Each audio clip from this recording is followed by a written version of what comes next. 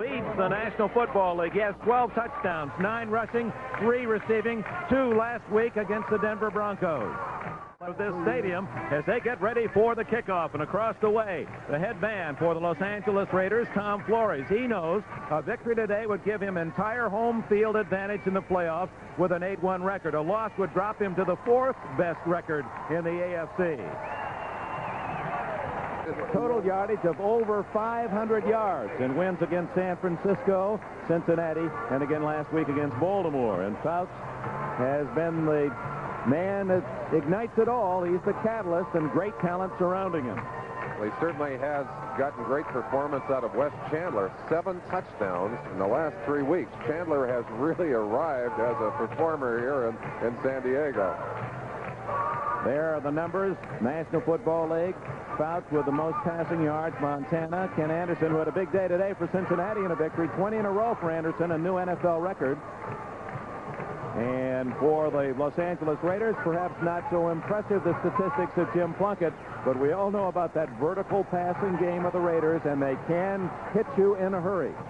And Plunkett has thrown 7 touchdowns in the last 3 weeks, so they've gotten things going offensively. They bring into this game a very strong defense. That's going to be the matchup of the day, perhaps, the Raider defense against the Charger offense. Especially the Raiders, who lead the NFL in sacks. We'll see if they can pressure Fouts. No one has really been able to accomplish that this year. Deep to return, Greg Pruitt and Cleo Montgomery. Benerska to kick it off for San Diego. It's a beautiful 65-degree day. Montgomery at the 1. And he's covered at the 23-yard line. Andre Young, number 49, one of the 3 rookies on this San Diego team. Raiders come on the field. Jim Plunkett, the quarterback. Heisman Award winner himself from Stanford University. He has with him in the backfield Kenny King from Oklahoma, and the man we've been talking so much about and is the talk of the NFL, rookie Marcus Allen, who's in the top 10 in both rushing and in receiving. Tight end will be Todd Christensen, number 46. He had 8 catches, 1 for a touchdown against San Diego in the earlier L.A. victory. Cliff Branch and Malcolm Barnwell are the wide receivers, both to the left. Plunkett on a screen to Marcus Allen. A flag is down. So is Allen. Louis Kelcher made the tackle along with David Lewis. The penalty is holding against Los Angeles.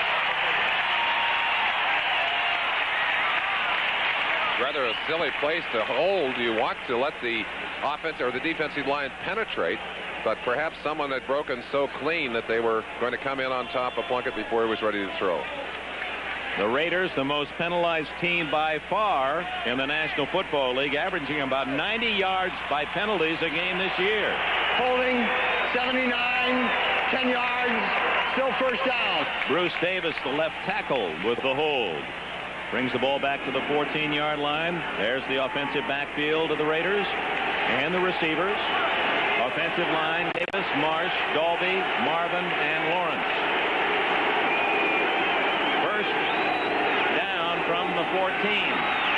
Allen to the 20, 25.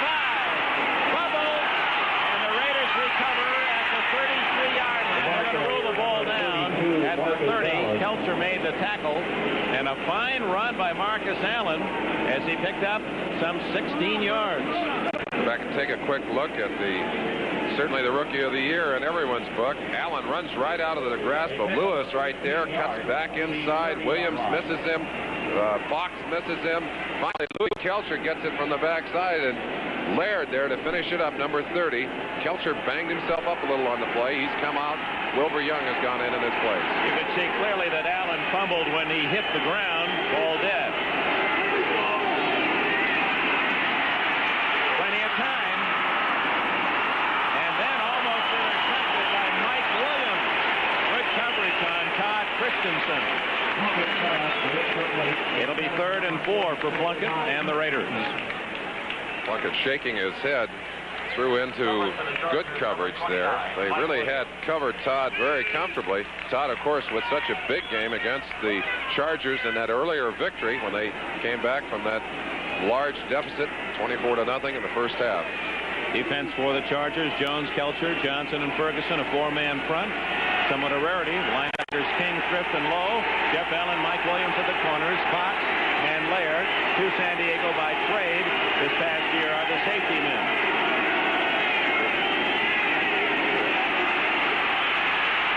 Plunkett has the first down as he's topped by 57, Lyndon King. Down at the 36-yard line, a 6-yard scramble to a first down for Plunkett. Jim Plunkett, not the kind of quarterback who enjoys running the football, but will run it when he has to. This particular case, all his receivers were covered. He's looking for a place to get to the ground. Takes a pretty shot there from Cliff Thrift. And he was dazed, Merlin. He's gone off the field staggering like a fighter that just had taken a right cross to the chin. And Mark Wilson, number 6, who has thrown the ball only 2 times all year, is the quarterback. Plunkett trying to clear his head. Wilson from BYU. He knows what to do with it. Give it to Allen. And Allen ducks out of bounds after a gain of about 8 yards to the 44. A little bit of irony. It was just a couple of years ago that we watched Jim Plunkett come onto this field in relief of Dan Pastorini, a critical 4th down situation, throw a pass under intense pressure that kept Oakland in the ball game, and of course later on went on to that fantastic year leading Oakland to the Super Bowl. And now it's Wilson subbing for Plunkett. Lanky 6'6" quarterback in his 3rd year out of Brigham Young. 2nd and 2. Kenny King going to be close to a first down. Appears to be about a half-yard short. Gary Johnson. Keith Ferguson made the tackle. Johnson, number 79, named to the Pro Bowl. As the Chargers, many of them were honored in the vote of coaches and players around the league, and Johnson has been in on that ball carrier all year long. Here comes Plunkett back into the huddle. Chandler, Winslow, Wilkerson, Fouts, Johnson, Muncy, and Benershka all make the Pro Bowl for San Diego. Allen, Hendricks, and Hayes for the Raiders.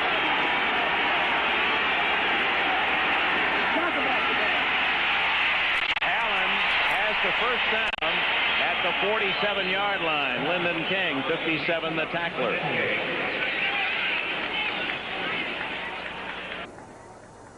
Plunkett pulling in for the first down. They'll move the sticks. Getting off to a good start in this ball game. Looks like he's got his hair cleared now. Yeah, they overcame that penalty of holding on the very first down that put them back at their 14, but Marcus Allen's long run, 16 yards, starting this drive. Plunkett's 15 interceptions bothering him, and of course the Raiders, he's tied with Joe Ferguson, most interceptions this year. Penalty flag down. Christensen at the Charger 45.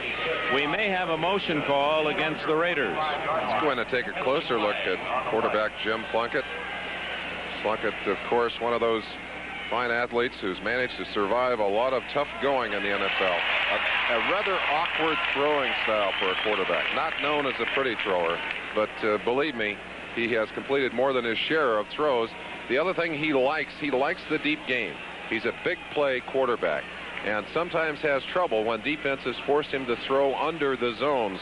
San Diego, running so many zone defenses, will force him to do that today. Illegal formation, end on the line of scrimmage was covered by the flanker. Still first down. You must have 7 men on the line of scrimmage, 7 or more. Illegal procedure. There's Johnson from Grambling, big hands, the number 1 pick in 75, 2 times an All-Pro, and undoubtedly will make those All-Pro lists again this year.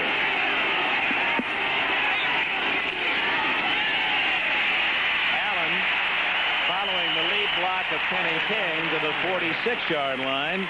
It'll be 2nd down and 11, and guess who made the stop?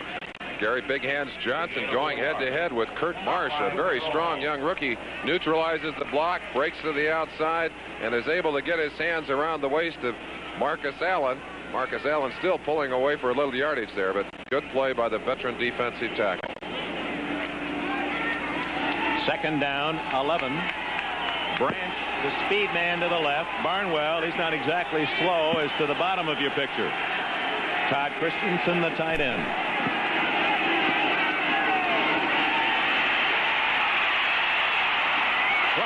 stepping away from pressure, could not hit Allen. It'll be 3rd and 11, and Gary Johnson trying to get his big hands on Plunkett. Would love to get a hold of him. Part of the equation that we'll be watching all day long is how much time will these quarterbacks have to throw? What kind of pressure will we be able to get on them? And certainly both quarterbacks would like to establish a running game to take some pressure off the passing game. It's important for Tom Flores. He knows a win means he plays in the Coliseum throughout the playoffs. Of course, the Rose Bowl hosts the Super Bowl.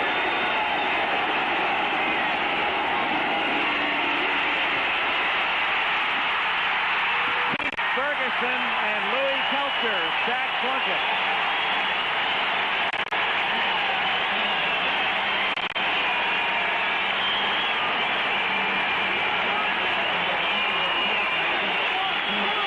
That's the equation we talked about. And this is the way to make it difficult for a quarterback or an offensive team. You put the squeeze on him and you take him to the ground. Gary Johnson there along with Kelcher, but it was Ferguson, young veteran that's really making a name for himself here in San Diego, who was first on the tackle. San Diego with only 16 sacks this year. The Raiders lead the league with 35, but a big one for the Bruise brothers, as they're called in San Diego, and Raymond Guy to punt. James Brooks at the 14. Good coverage by the Raiders at the 16-yard line. Chester Willis, number 38, the tackler, and we have a timeout. 1-yard line after a 9-yard return of a 49-yard Raymond Guy punt, and Dan Fouts goes to work.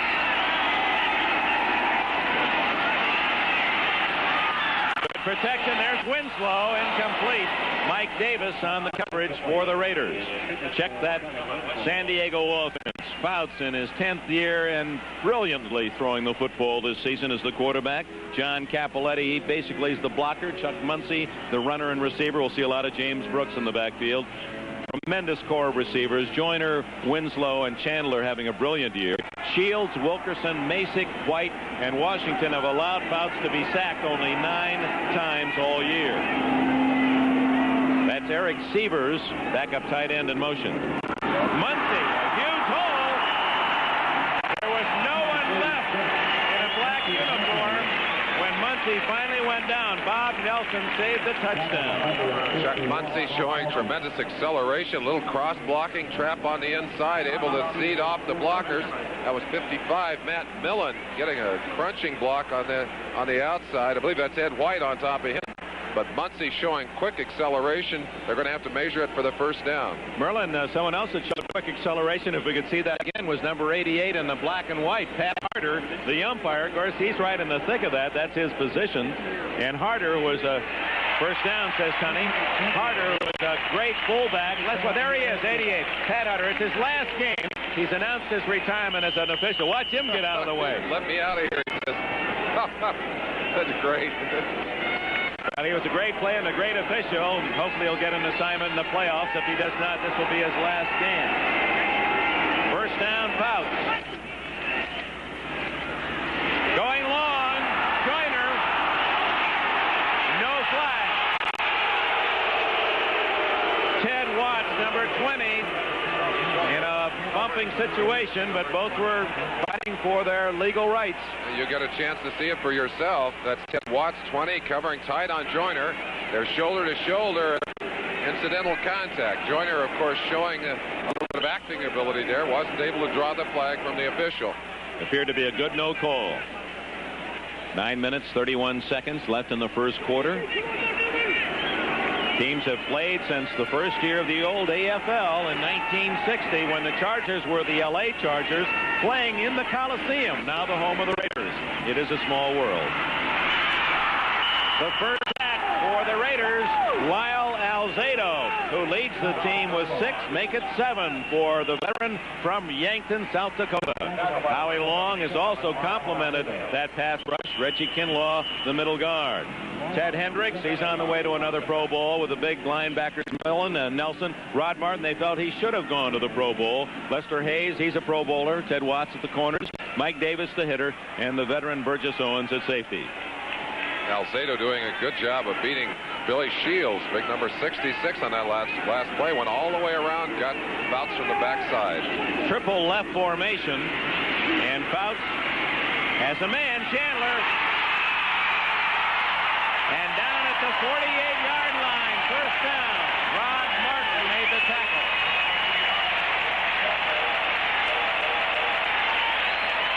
One of the things that Dan Fouts will do is throw to receivers who are covered. He has so much confidence in his receivers. He throws this football into a double-covered Chandler, who simply breaks away as the defenders hit each other. Mike Davis, number 36, knocking himself off on that play. Let's watch Watts in the isolation now. Chandler just cutting inside, and it's Watts and Davis who knock each other down on that play. 27 yards for Chandler. This is Brooks. And he loses a couple. Back to Chandler with a 27 yards, Merlin, on that last catch. He already, now this is just the 9th game of the year, Wes Chandler had 921 yards receiving. He might well have 1,000 yards in this shortened season. That's phenomenal. That's hard to believe. And look at the totals for the 3 receivers.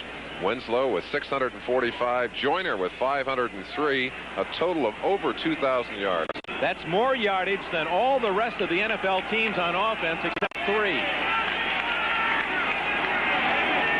Second down, 12.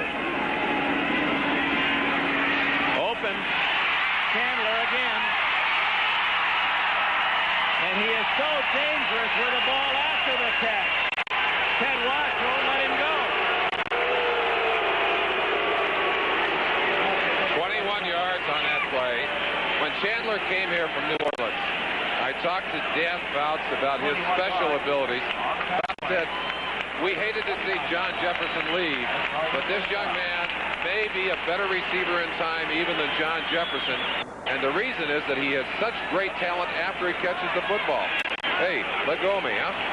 Watts doesn't want him to go back to the huddle. He's seen enough of him already. I don't blame him. First down at the 29. And James Brooks burrows for about 3, maybe 4. Alzado and Howie Long, the tacklers. Brooks has certainly earned his share of respect in the NFL. Not a big back, but averaging 5 yards a carry and surprisingly strong. You talk to linebackers like Matt Millen, and they'll tell you he really will deliver a blow on there. Amazingly strong up inside. Well, we talked about Anthony Carter, and every time he touched the ball, 17 yards. Well, Brooks this year, over 9 yards every time he handles the ball. Fouts, the quick hitter to Winslow. He's down shy of the 20, short of the first down. Winslow, who leads the AFC in catches, now has his 49th of this year. Chance to watch Eric Sievers, number 85, who is blocking. He's going to get a piece of Rod Martin one way or another, try and keep Martin out of the pattern. And Kellen Winslow, let's see how he got open for that pass. A little fake inside and just stops. And again, you see Mike Davis giving him room because of the tremendous speed of the big tight end. You've got to play him like a wide receiver. Veteran Charlie Joyner in motion. There it is. First and goal at the 9-yard line.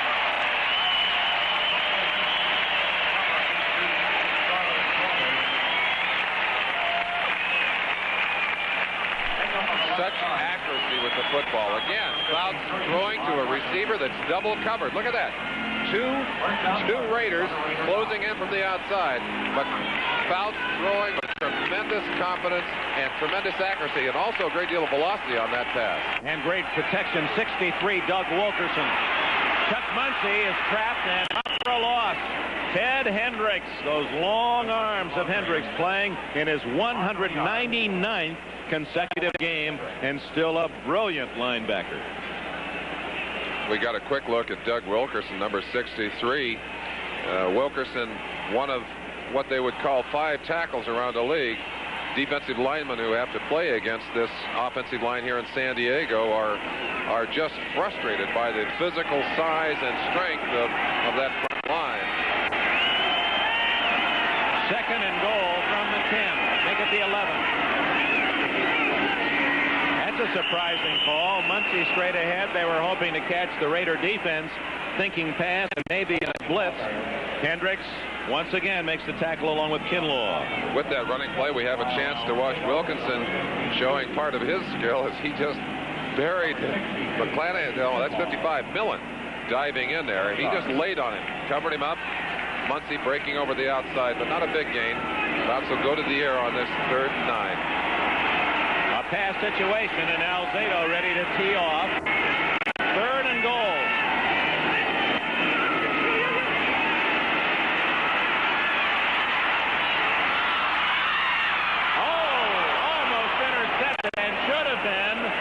Burgess Owens, and then Wes Chandler had a chance at the carom.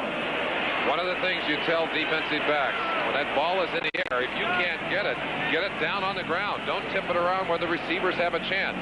Fouts not able to go to his initial receiver, has time, throws a pass that could conceivably have been intercepted by 2 men, Owens and Davis, who was behind him. But as you said, Dick, Chandler, with his great concentration on the football, almost able to get there and intercept it.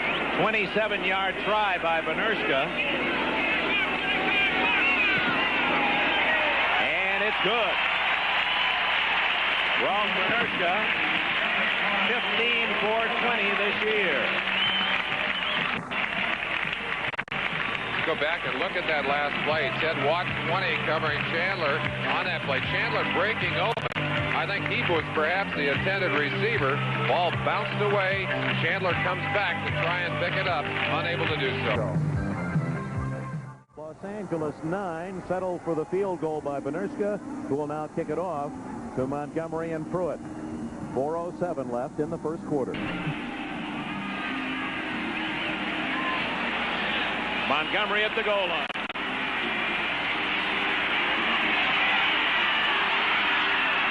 And a fine return by Cleo Montgomery, the brother of the Eagles' brilliant running back Wilbert Montgomery.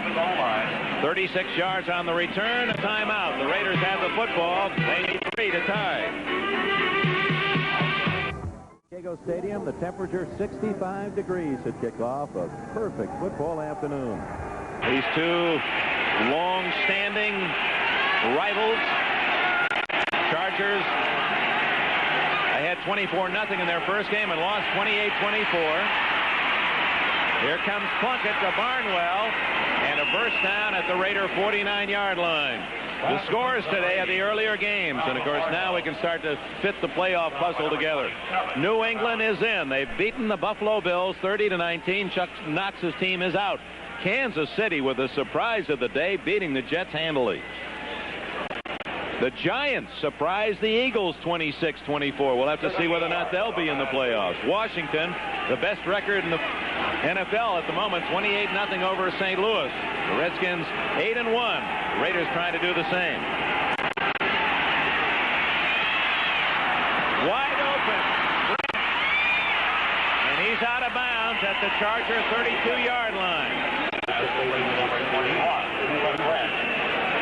Los Angeles Raiders love the deep pattern, and no one runs them better for them than Cliff Branch, number 21. And how many times have we seen him come up with the deep play, with a deep shot? Plunkett had plenty of time to wait for Branch to find the opening in the zone defense. Gives him the football on that reception. Let's look at the time Plunkett has here.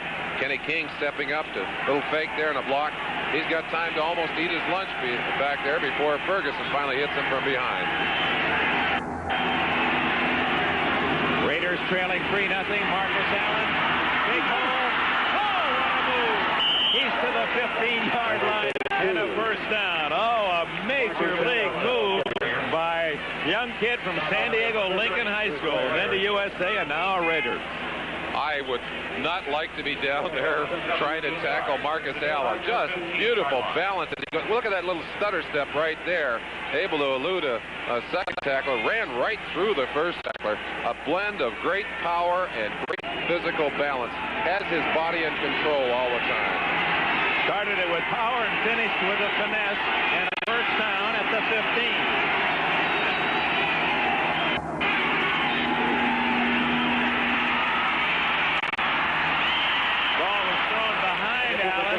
And he could not control it. Todd Christensen was wide open in the end zone. The rest of the scores. And I believe now the AFC picture is, well, not quite until we get this final. 30-21. It appears the Steelers are going to beat the Browns. The Browns are in. Cincinnati, they're right on the top of the AFC, 35-27 over Houston. Chicago and Tampa Bay are now in overtime. Tampa Bay, if it wins, is in. Miami 34, Baltimore 7. Fourth quarter, and San Francisco still with a hope to get in the playoffs, leading the Rams early. Barnwell to the 4-yard line, and that's going to be a first down for the Raiders. 11 yards on the pickup. In the earlier game in Los Angeles, the Raiders were able to take advantage of the zones by throwing underneath the zone defenses of San Diego. They do it again. Look at how much room Barnwell has in front of those defenders. Jeff Allen laying off too far. You just can't give the receivers that much room and hope to do anything but come up and make the tackle. First and goal, Los Angeles. Both Branch and Barnwell are wide left. They run the other way with Marcus Allen. No, sir, says Rover Young, number 99. Also in on the play, 59, Cliff Thrift, the backer. Big Leroy Jones, number 68, at the bottom of that stack as well. Greg Pruitt, number 34, on the sideline talking to his coach. I would imagine that he's a messenger occasionally in this kind of situation if they want an extra back. Todd Christensen has had an outstanding year, leads the Raiders, 36 catches, the tight end. They like to go to him down on the goal line. Kenny King, only a yard. Gary Johnson, 79, backed up by Cliff Thrift, 59, and Louis Kelcher is there as well. Challenging that Charger defense right up the middle. Big Louis Kelcher moving inside, doing a good job of getting off the block. 65, Mickey Marvin there, and just throwing his close to 300 or slightly over 300 pounds into the path of the ball carrier. Trailing 3-0, the Raiders, third and goal.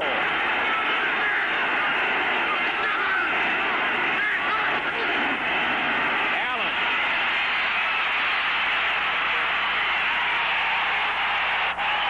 Bruce Laird saved a touchdown, number 30.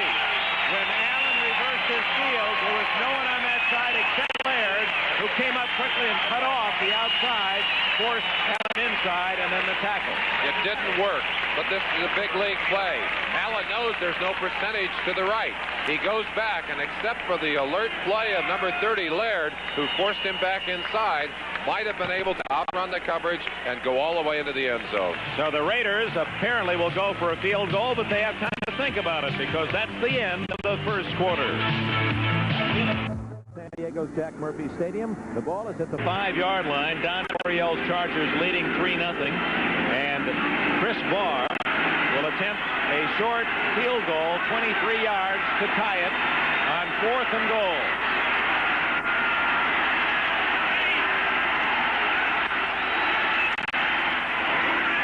We have a new game on the first play of the second quarter. Barr nails the field goal. Barr 3, Benerska 3, Matuzak, well, he'll be accounted for later. Signaling like an official. We'll be back, tied at 3. Just kicking a 22-yard field goal to tie the game at 3. Second quarter. Just 3 seconds old. Brooks is deep. Takes a lateral bounce out of bounds away from Hank Bauer. And Barr will have to kick again as Bauer let it go out of bounds. It almost bees together. Of course, one of the problems that Barr has had as a kicker is that he does not have as powerful a kicking leg as some of the other kickers in the league and does not tend to drive that ball well on the kickoff. Disadvantage for the Oakland Raiders. Let's look at the statistics, Merlin. The first quarter of action between the Raiders and the Chargers. Raiders able to get off 18 plays to the Chargers 14. Rushing yardage certainly favoring the Los Angeles Raiders. Passing yardage in favor of the Chargers. Of course, important thing, it's like starting over again here in the second quarter. 3-3. Yeah, the Raiders have had the ball 2 possessions, and the Chargers about to get it for the second time themselves. Both teams able to move the ball offensively, and both teams able to control the ball offensively. One of these defenses is going to have to start picking up the pace, putting some squeeze on. From the 30-yard line, you're right there on the Raider line to go down under the kickoff. Short. Brooks at the 14. 40. And he's out of bounds at the 46-yard line. Chris Barr himself in on the tackle. This play, the outside coverage man, number 82, Calvin Muhammad, is pulled to the inside as Brooks makes a brilliant fake up inside. Now watch Brooks fake inside and go outside. Number 82, Muhammad, is caught inside, allows Brooks to make about 7 extra yards. The ball, but have had to settle for short Field goals, and San Diego has it after a fine kickoff return at its 47.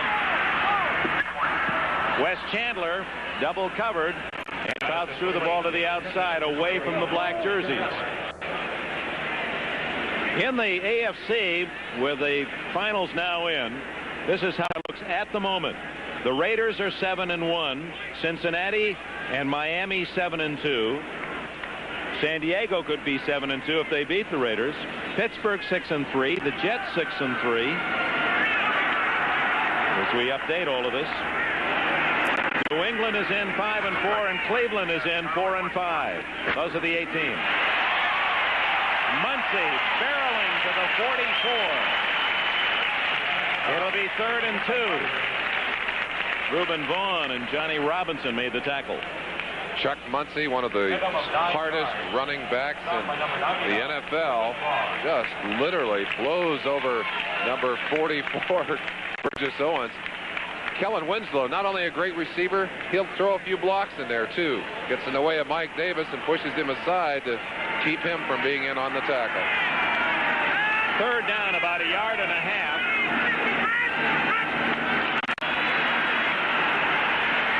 Well, no short yardage attempt, and Joyner can't come up with a catch. Lester Hayes on single coverage. Now there are the Chargers, 3rd and a long one. Most teams have started to get the yardage. Fouts was looking for something like 20 rather than 2. Didn't get it. Fouts able to get it into the hands of Charlie Joyner. Joyner rarely drops that kind of opportunity. Did on that occasion, and we'll see the first punt of the ball game. That was a catchable ball. Maury Buford, the rookie from Texas Tech, the punter for San Diego, averaging a little over 40 yards a kick this year. Greg Pruitt, the veteran, stands at the Raider 10. Aiming for out of bounds, and it goes in the end zone. First down, Raiders on the touchback.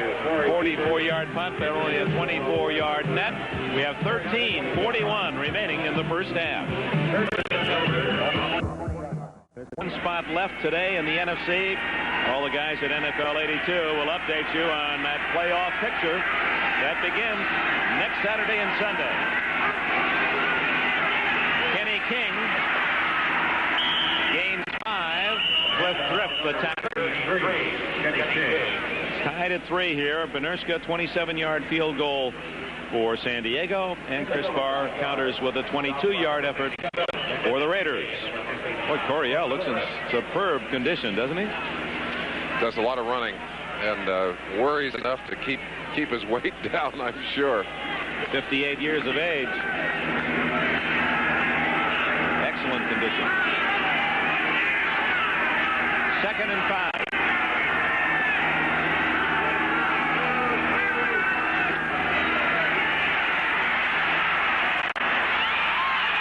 Almost intercepted by Mike Williams. It was Woody Lowe that deflected the ball. Todd Christensen appeared to be the target Plunkett was searching for. Woody Lowe going high in the air to tip that ball away, and just off the fingertips of Mike Williams, who's sick about missing an opportunity for an interception. Plunkett relieved that that ball ended up on the ground. You saw the Raiders using the talents of Marcus Allen there, sweeping him wide out of the backfield and then breaking him up the field. And of course the defense very conscious of the catching ability of him on that play.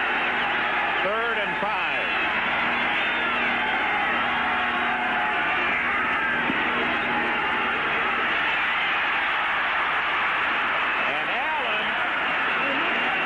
Picking his hole, looking for the daylight, and gained 6 and a first down, and it appeared the Chargers had him.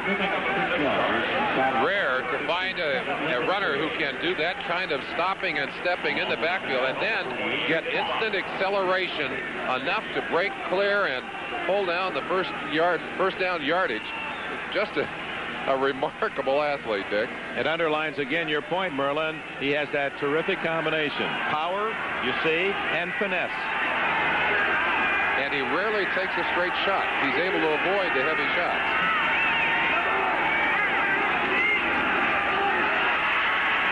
Open Barnwell, and Woody Lowe gets him down at the 48-yard line. Another first down.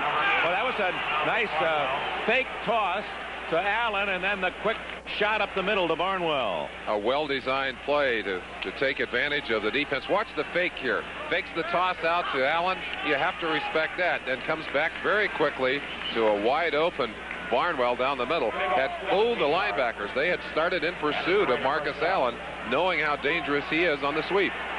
17 yards for Barnwell, his 21st catch of the year.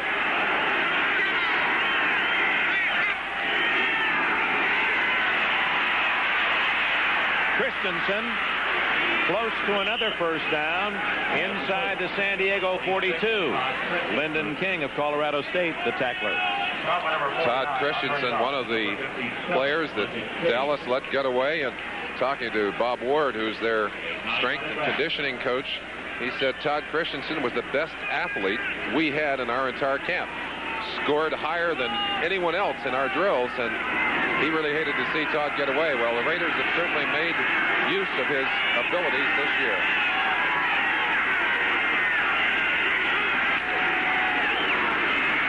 Marcus Allen has a first down at the 39-yard line, and the Raiders in this 3-all tie continue to move well. Todd Christensen, not only a receiver, he's not afraid to stick his head in there. Lyndon King, number 57, he's pushed out of the way very handily by tight end, number 46, Todd Christensen. Well, the Cowboys tried him at fullback. He had such great talent, size, and speed. They figured he'd be a good runner. Didn't quite find his home there.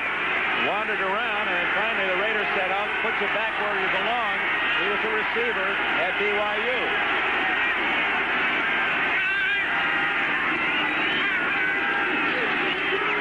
Cliff Branch. He's out of bounds at the 33. That'll be about 4 yards short of a first down. Lyndon King made the play for San Diego, and it appeared to be headed for a bigger game for Branch. Some good blocking on the far side. Branch did a good job of breaking around, and one of the challenges for any head coach is, for any coaching staff, is to make the best possible use of the talents and the tools that they have to work with. Branch has extremely fine speed, and they're using him in that case as a runner to try and catch the defense off guard, break the long one. Tim Fox, the veteran acquired from New England. Allen. He goes to the 2-yard line, and upset that he didn't get a touchdown. Tim Fox, who has double duty, trying to stop the run as well as the pass, and Allen almost went the distance. Tim Fox, number 48, man is trying to run it down from behind, but boy, he's got his work cut out for him. Dives and just gets enough of a leg to pull Allen down. That play was really set up by the little dip at the line of scrimmage. Allen coming in, dipped where he was touching people, then broke back outside, went all the way down on the play. It's that little extra move that makes him the great back that he is. The Raiders are going to call time. Marcus Allen, a 30-yard run. Allen already in this first half has 83 yards rushing. Timeout. Game tied at 3. Now watch Marcus Allen take this little dip in right there. It looks like he's going into the line. That pulls the defenders in, and then he just glides to the outside. You saw how they were able to, that's setting up the blocks. And that's just an absolutely beautiful move by Marcus Allen. first and goal for the Raiders at the 2. A fake to Allen, wide open, touchdown, Frank Hawkins. So Plunkett lets the Chargers think it was Allen to get the ball, and then Hawkins, the other setback, wide open. Great faking by Plunkett, and of course they respect the playing ability of number 32.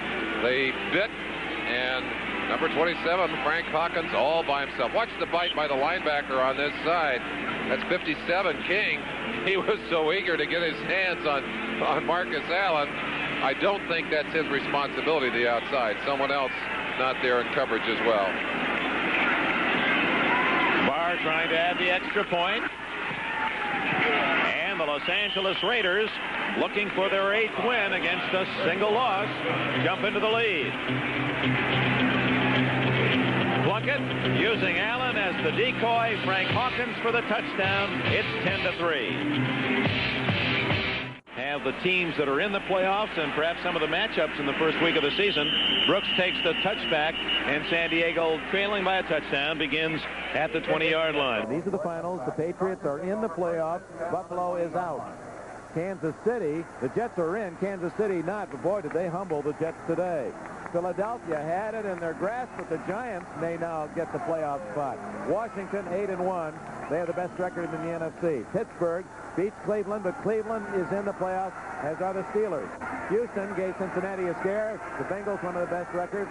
And in overtime, Tampa Bay eliminated Chicago. Tampa Bay is in.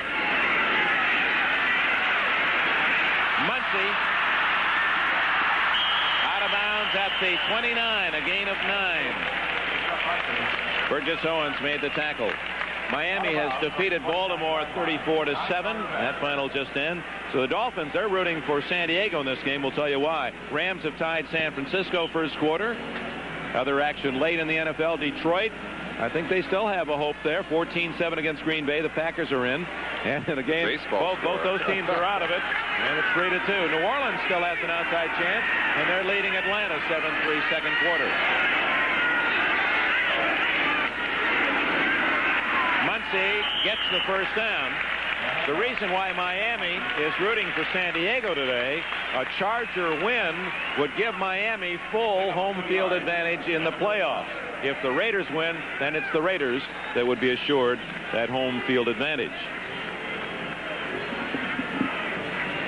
10-3 the score. The Raiders lead as they try to repeat their win in the Coliseum 28-24 against San Diego. And as late into the year as we're playing, that home field advantage would be critical in some parts of the country, Dick.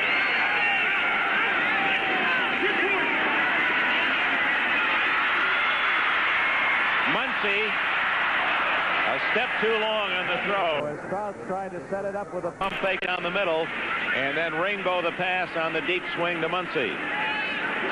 San Diego Chargers rather unique in the way they approach pass protection. Fouts throws the ball quickly, normally gets it off from relatively close to the line, using the huge bulk, the size of his offensive line to protect him, and he has an agreement with them. He'll get the ball away quickly. He takes very few sacks, only 10 on the season so far, and even though he's been pressured today, the Raiders have not been able to get to him yet.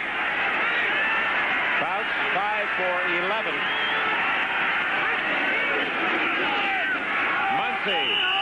Right into the grasp of Howie Long, number 75. Second-year man from Villanova. Alzado very high on Long. Kellen Winslow, who led the NFL in catches the last 2 years, 89 and 88 receptions. Won't lead it this year, but still leads the AFC with 49, counting one today. What a target. He's only 24, 6'5 and a half, 251.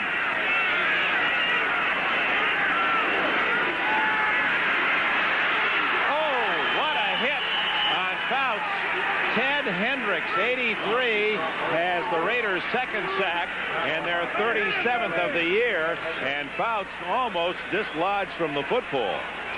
I must have been in the Raider huddle when I said they hadn't got to him yet. Well, they come with the all-out blitz. Not enough people to get on his back. And I'll take a correction on that. That's the second sack of the day for the Raiders. But the first one didn't hurt nearly as much as that one. They really stacked him up. The Stork, the Mad Stork, kick him. 36 years old. One game away from 200 in a row for Hendricks. 10 men coming on Buford, who lines one deep to Pruitt at the 30.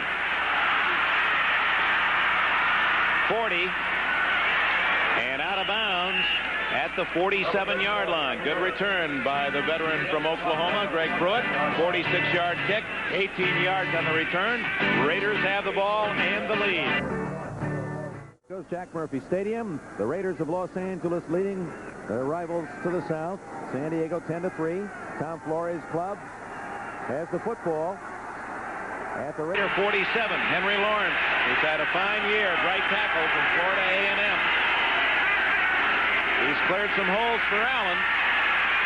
Plunkett to Christensen. Smothered at the San Diego 48, a gain of about 5. We pause briefly for station identification from San Diego, California. This is the NBC Television Network. KVBC TV3, Las Vegas. Plunkett is now 7 for 11 and 77 yards and has led his team into the lead 10-3. Dick Enberg with Merlin Olsen at San Diego Stadium on a sunny but cool 65-degree day. The Raiders playing for the top record in the American Football Conference.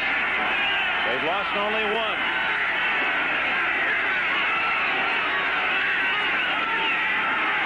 Marcus Allen. Only a yard gain that time. Leroy Jones, 6'8", got his long arms on the rookie to try to get outside. Henry Lawrence, number 70, is the man trying to block Leroy Jones, trying to take him outside here. Marcus Allen, with the option to go inside or outside, elects to go outside, and big Leroy Jones gets out there and uses his 6'8" frame and those long arms to whip the running back out of bounds. Third and a short 5. 5.5 minutes remaining in the half. Charger fans try to help the defense.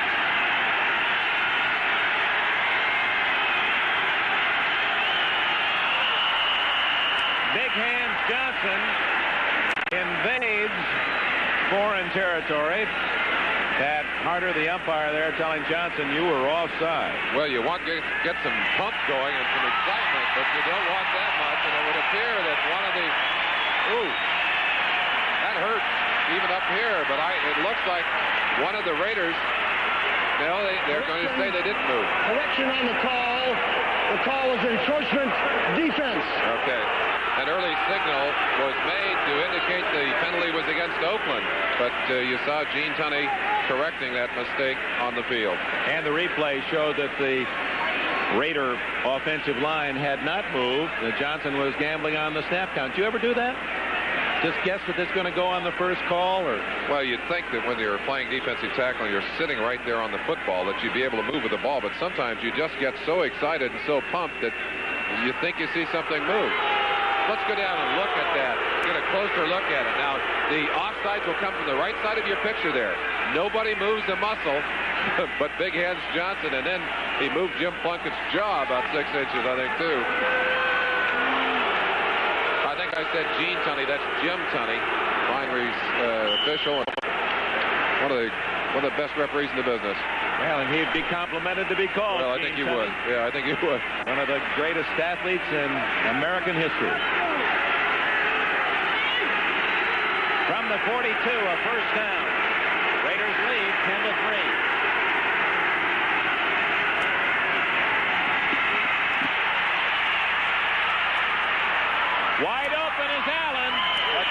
was overthrown. Coverage by Jeff Allen, not related, from Cal Davis. Pair of Allens there. Plunkett really has been given a great deal of time by his offensive line and not able to capitalize on that one. Plunkett really does not throw the long pass as effectively as he did early in his career, but still has surprising power in delivering that football. And there again, the example, Merlin, of the vertical game. Even though the pass incomplete, you stretch out that defense, make them think long. That can open it up underneath.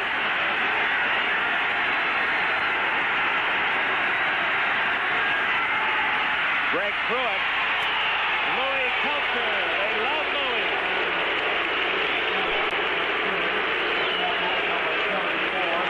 Pruitt utilized mostly as a return man and occasionally as a receiver, used as a runner there, but didn't fool Big Louie. Got a smile on his face after that one. Kelcher listed at 282. That might be about 40 pounds shy. He has lost some weight since we saw him last, though, Dick, in San Francisco. Third and a short 9.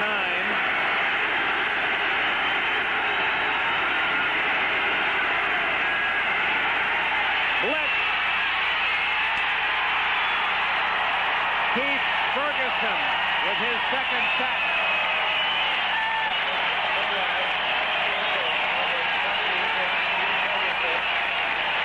Leroy Jones was there as well. Defensive coordinator Tom Bass says that's what we want. That's the way to get him. Get in there and sack Plunkett. Watch Plunkett here. Sees the blitz coming, but just can't avoid it. Got pressure to the right of him, pressure to the left of him. Nowhere to hide. Sacked by the two defensive ends, Ferguson and Jones. All the way back to the Raider 45, so Raymond Guy to kick. James Brooks deep at the San Diego 10.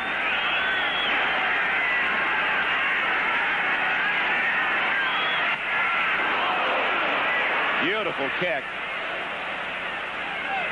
And it goes out of bounds at the 7-yard line. Guy. Well, that's out of the Guy kicking of old. He's been bothered by a bad back, but hit that one and hung it beautifully. Guy has had his problems this year, Dick, but that's his 13th punt. 12 of them have gone out of bounds inside the 20-yard line. And that one 48 yards inside the 10-yard line. An almost block. Good pressure by the Chargers. Coming from the outside, Pete Holohan right there, number 88, diving across, almost touched that football. But what a great weapon Guy has been over the years. A lot of people not understanding the way he's played him during this season. Muncy out to the 13-yard line. Good pickup on first down. Howie Long, the tackler. 7 yards. Tackle by number 75. Dan Fouts. Really an interesting man, and a background that has been football. As his father, not many broadcasters produce sons that are good athletes. This manner, Bob Fouts was the 49er announcer for many years. Dan Fouts grew up around the 49ers.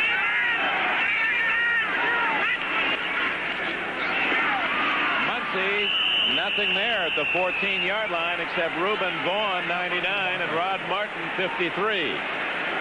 Fouts then idolized John Brody. He was the ball boy at Kezar Stadium when the 49ers played there. Went on to Oregon. Oregon didn't have really a pass-oriented team, and a lot of folks overlooked Fouts as a pro quarterback. He wasn't picked until the 3rd round by the Chargers, and now he's about to break John Hadle's all-time Charger passing record. That should happen today. Wide open, Winslow. And he carries Mike Davis 5 yards out to the 26. Part of Fouts' success, certainly his amazing ability to read and throw the football. But part of his success, too, in the extraordinary offensive tools that have been assembled here. One of them, number 80, Kellen Winslow. Out there in the open, Mike Davis trying to drag the big tight end down. That's no easy task. First down, Muncie to about the 30. Call it a 3-yard gain. Hendricks spearheaded the Raider defensive charge, and we're down to 2:15 left in this first half. Dick, the difference in this first half, the ability of the Raiders to run the football. The Chargers have not been able to develop a consistent running game.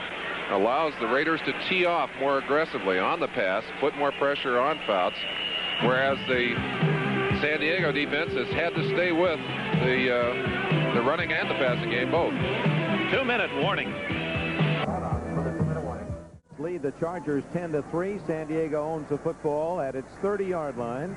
It'll be second down and 7 with 2 minutes left in this first half.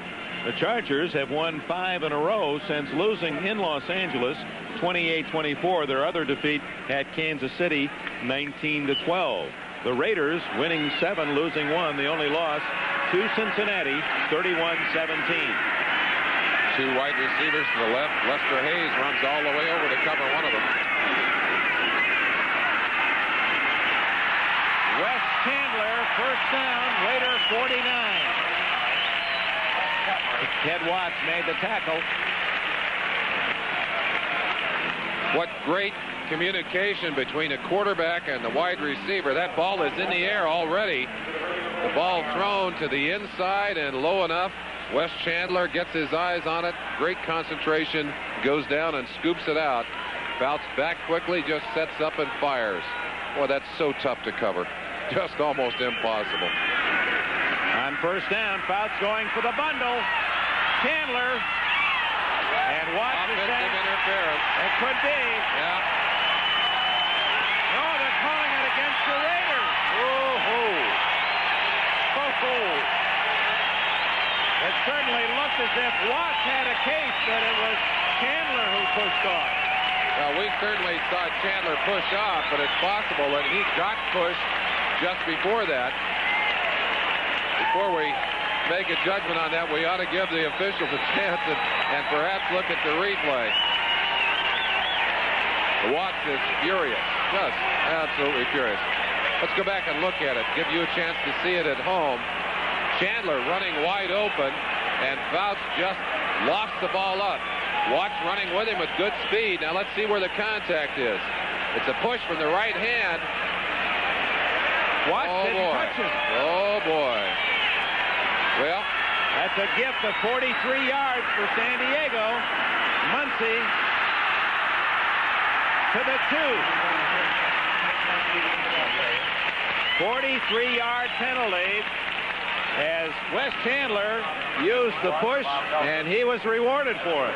Watch the right hand. Chandler's right hand in the middle of the back just shoves Watts away.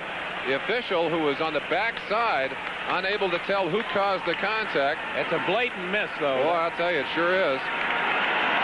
Clock running down. San Diego with a chance to tie the game.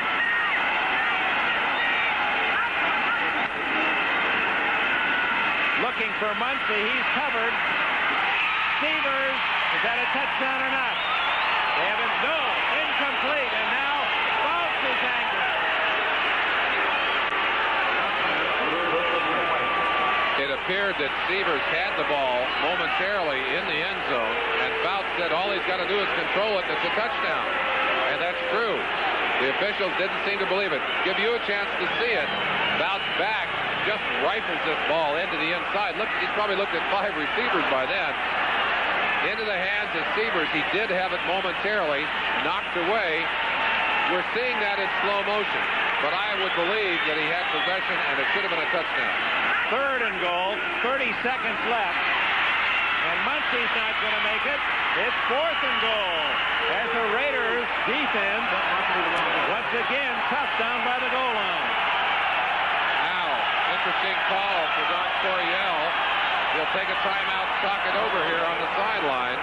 But will they go for it, or will they kick the field goal? Well, that's the risk with a team, Merlin, that scores so easily. They've scored 44 last week, then 50 the week before, 41 the week before that. 3 points is like something they throw away. They're thinking 7 all the time. There, the rushing defense, Raiders best in the NFL, as the Chargers have just learned down by the goal line. Tees it up for a 20-yard field goal try if Ed Luther is the holder, the backup quarterback.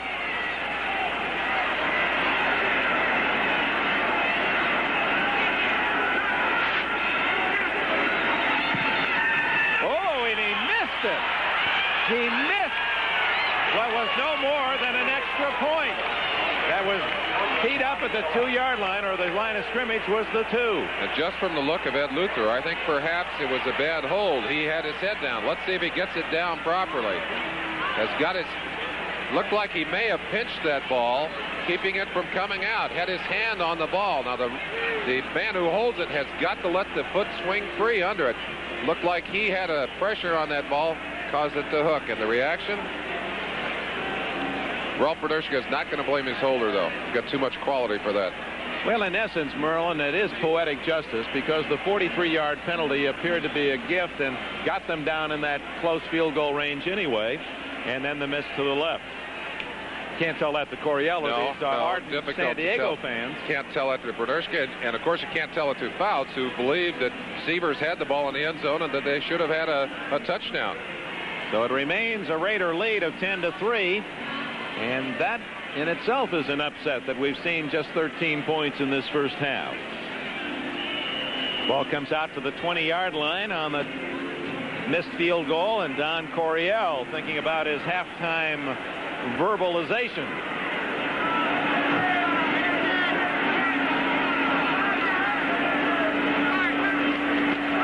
On the ground to King.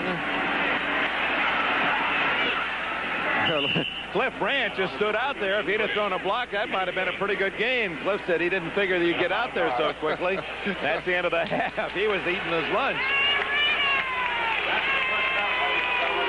So the Los Angeles Raiders, after Bernurska kicked a short field goal to take a 3-0 lead for San Diego, Barr a 22-yard field goal, and then a Plunkett to Hawkins 2-yard touchdown pass made it 10-3. The star, as it has been most of this year for the Raiders, the rookie Marcus Allen.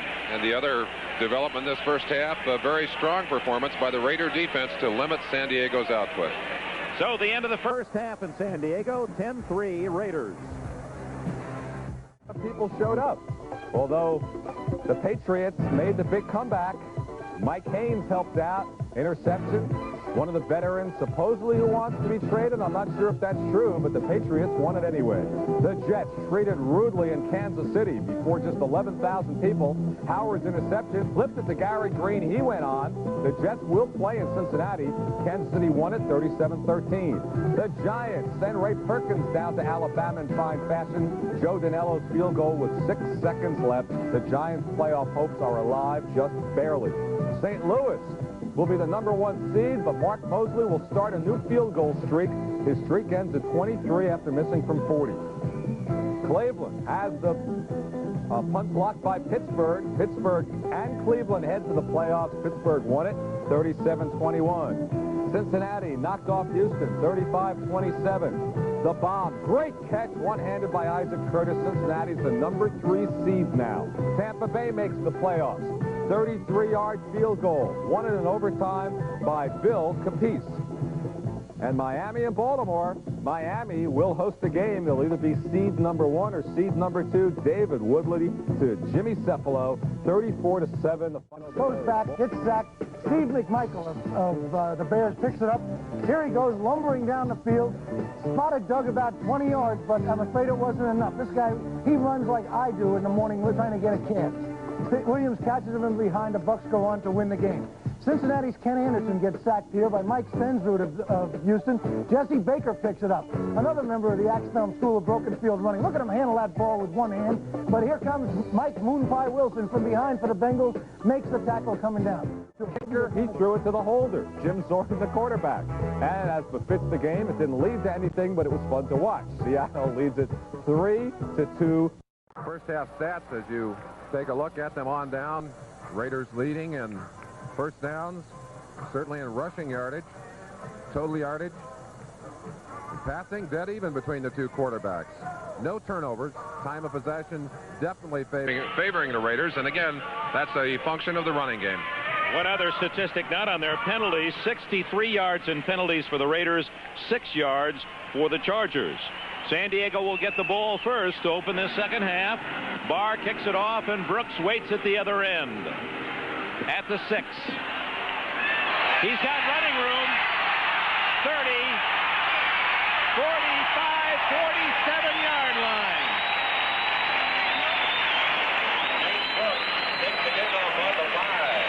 Well set up kickoff return for James Brooks. In the locker room, I'm sure Don Coryell couldn't have done a better job of calling this play. This is exactly like he wanted it to start. Barr, the kicker down there. Brooks runs right through his arms. Watch the kicker trying to do his best, but unable to slow Brooks down very much. Fouts comes out throwing, intercepted. Mike Davis, he's going to go all the way for a touchdown.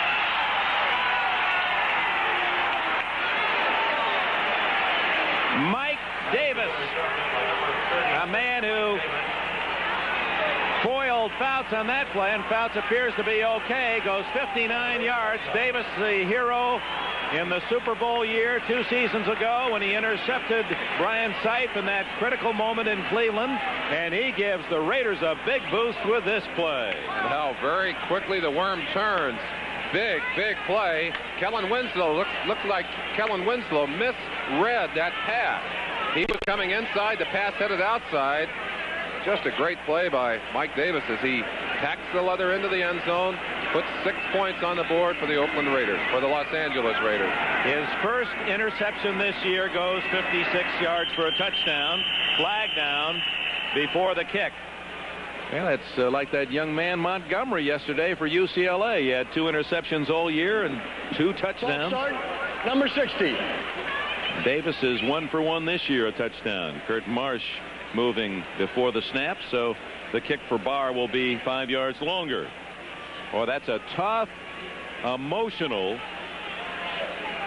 situation to overcome. You can just feel it in the crowd. They came out excited for their team here in San Diego, and all of a sudden it goes from 10-3 to possibly 17-3. Not only Davis's first of the year, but his first touchdown ever on an interception, and boy, it couldn't have come at a bigger time for these Raiders.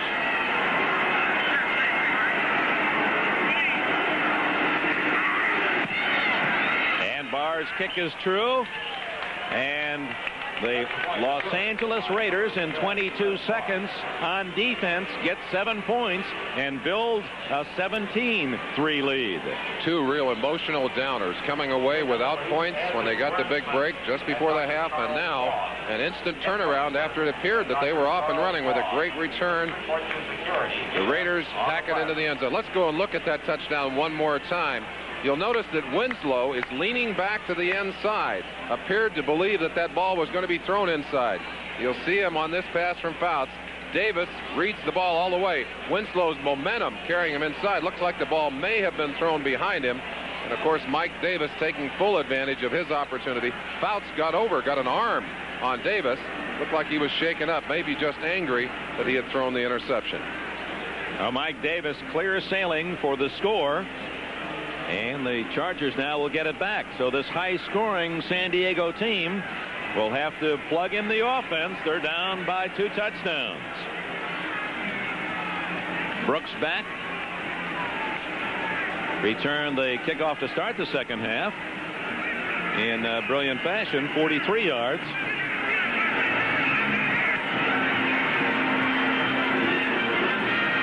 That one's going to go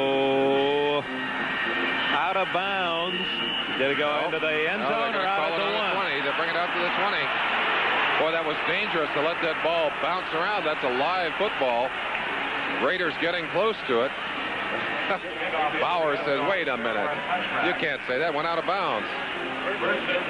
Chance for you to see it. Ball coming down. A nice, high, strong kick. Very close to the line. Up the second time and right over the top of the... That was actually the second bounce. Went right over the top of the flag in the corner. The official right on top of it. Watch it now. All right, good job, guys. Even got it on the angle of the kicker. So San Diego denied the kickoff return. Will begin from the 20-yard line, and Muncy carries the football. Oh, ran right through a tackler. Knocked, I believe it was Lester Hayes, out of bounds. I think that's Otis McKinney, 23, that came up. You want to see a defensive back just get run over here. Winslow trying to get even with Davis on the outside, and McKinney just leveled by Muncy. Ooh. Watch McKinney here. He comes up, tries to take it. Muncy just drops the shoulder on him and knocks him clear out of bounds. Muncy about 30 pounds heavier than McKinney, who's 190. Second and short, and against the toughest rushing defense in the NFL, Muncy wedging close to a first down. Matt Millen and Rod Martin, the tacklers. 53 Martin has been named the NFL Man of the Year for the Raiders for his work not only as an athlete but his civic and community mindedness. And for San Diego, that honor this year went to Rolf Bernerska. The two names you mentioned are one of the reasons that these Raiders are so tough to run against up inside. Millen is 260 pounds, a virtual defensive lineman playing linebacker, and Martin extremely quick and agile in the inside. First down play. Bouts almost intercepted again as Burgess Owens had that one hop by him.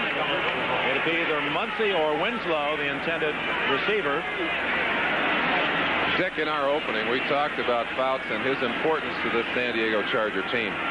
If you can get to Fouts, if you can throw his timing off, you can beat the San Diego Chargers.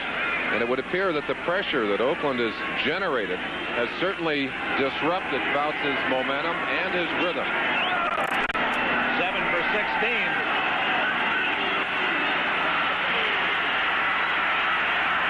Throws that one away. Chandler well covered by Lester Hayes. Tom Flores' defense. They match up well against San Diego, don't they? They certainly do. They're able to get pressure on the quarterback, and they're able to do it up the middle. They're strong enough inside to get those hands and bodies in Dan Fouts' face. You can't pressure Fouts from the outside. He stays too close to the line. But if you can crack the pocket, you can cause him trouble. Dwight Scales, the fourth receiver, is in. Is sacked for the third time. Ted Hendricks has another. Also in was Johnny Robinson, 68. Watch from the right side of your screen. An all-out blitz inside now. Hendricks will be coming in right now. Left side of your screen, excuse me.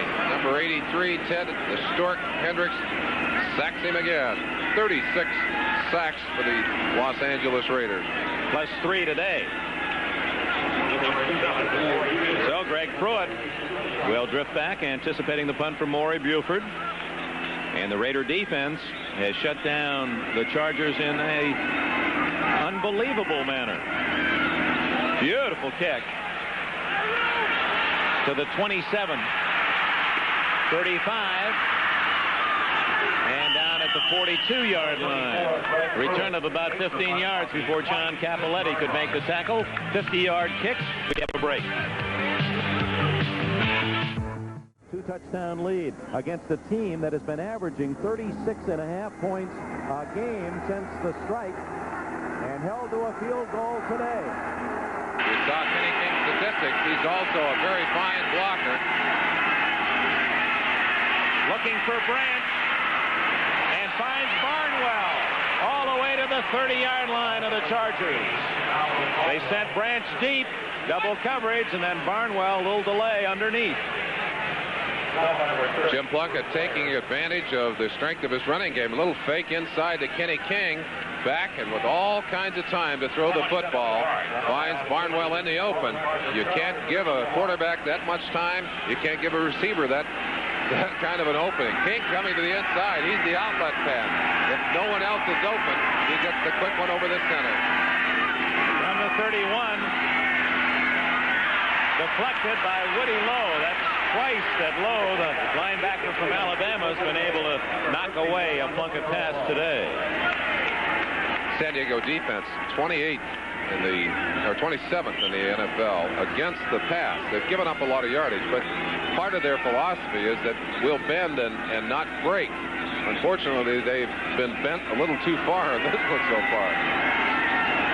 12:21 left, third quarter.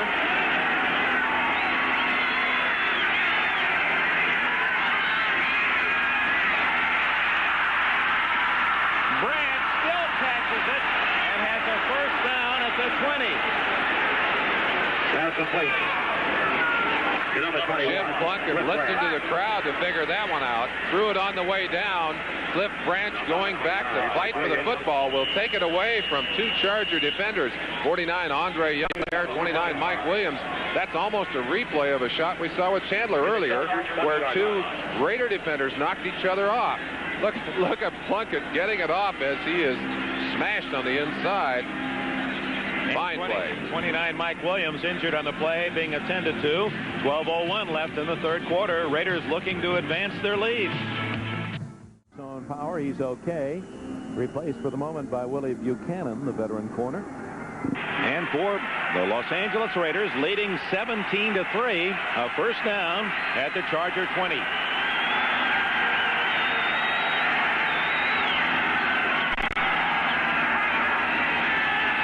Marcus Allen gains about 6 to the 14-yard line before Leroy Jones can drag him down. Some good blocking on that play, Dick, but some even better running. It looked like there was not going to be an opening to the outside as Marcus Allen came out. Good pursuit from the inside by San Diego, but watch him. He'll just select a hole and then accelerate right there. Just almost leapt through that hole. That's the kind of running that has made him such a potent force for these Los Angeles Raiders. Hawkins, he does not get the first down. He was the touchdown man in the first half when they faked Allen and threw him the little 2-yard pass for the score. Again, to repeat the situation. If the Chargers win, they stay at home in the first round of the playoffs and would host New England. If they lose, they go to Pittsburgh next week. The Raiders, if they win or lose, will be home. If they win next week, the Raiders would get Cleveland. If they lose next week, they host Pittsburgh. Allen. Bruce Laird, number 30, made the play.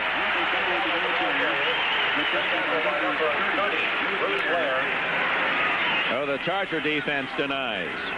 That's the kind of play that Bruce Laird was brought here to make. A very aggressive and physical defensive back, up quickly on the force, makes a great one-on-one tackle on Marcus Allen.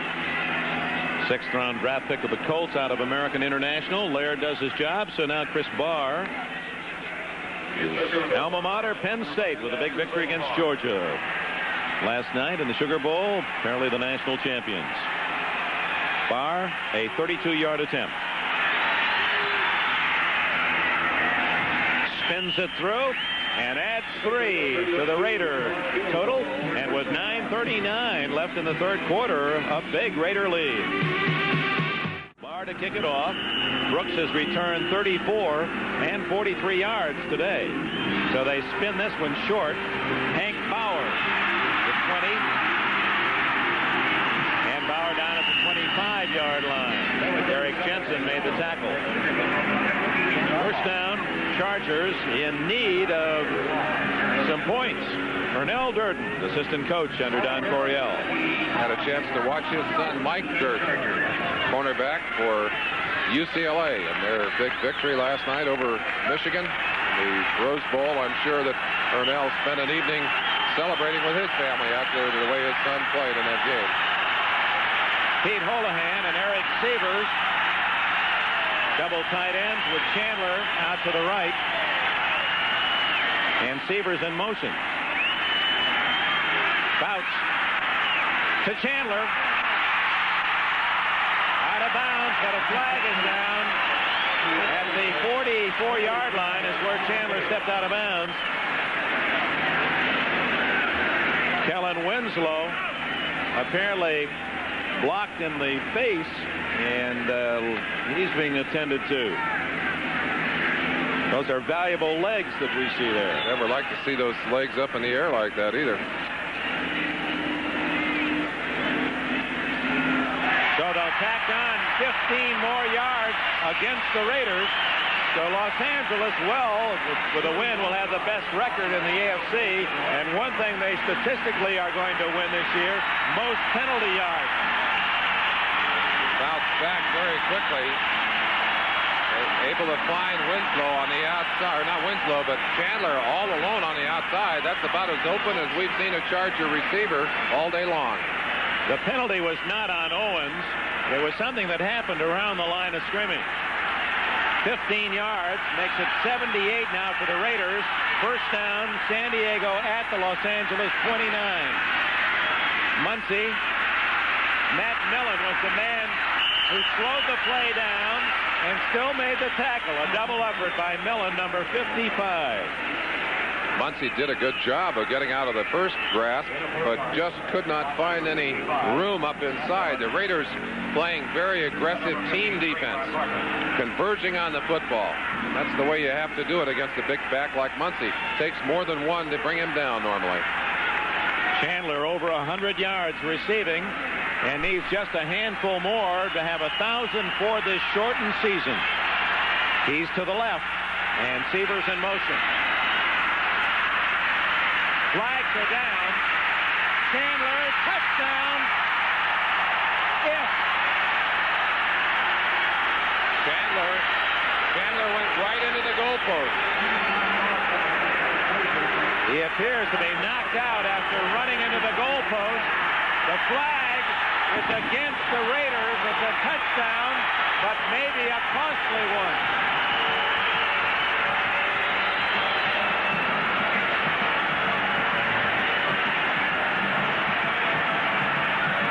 They don't want to move him. They are concerned about what he may have done when he hit that pole.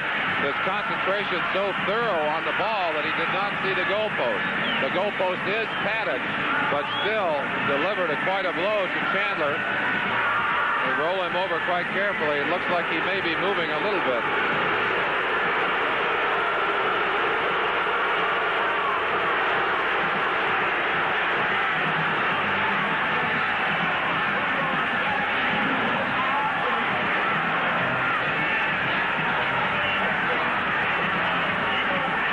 Chandler, a brilliant performer all season long. Another great catch on this play.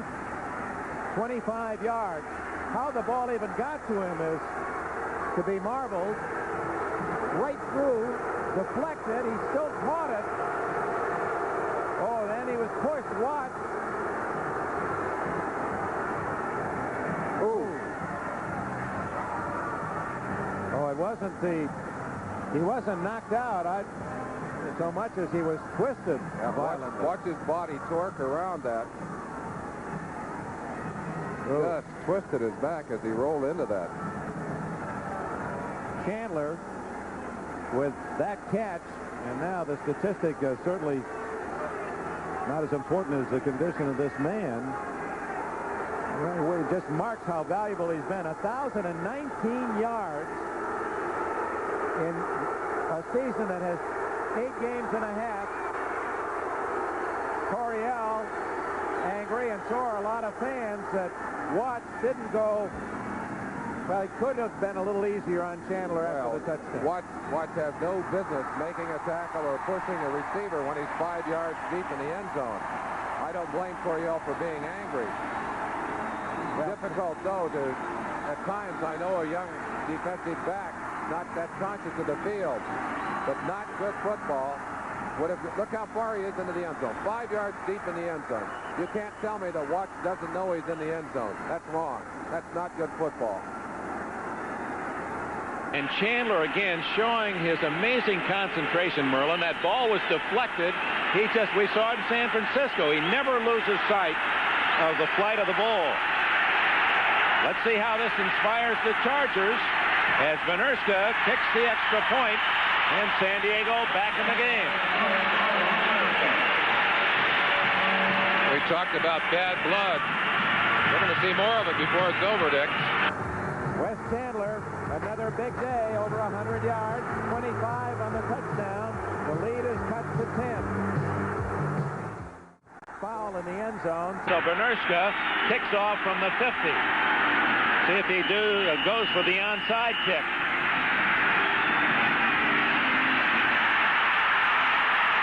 The ball is touched. And Hank Bauer makes the tackle of Montgomery at the 12-yard line. And yes, there's some bad blood, all right.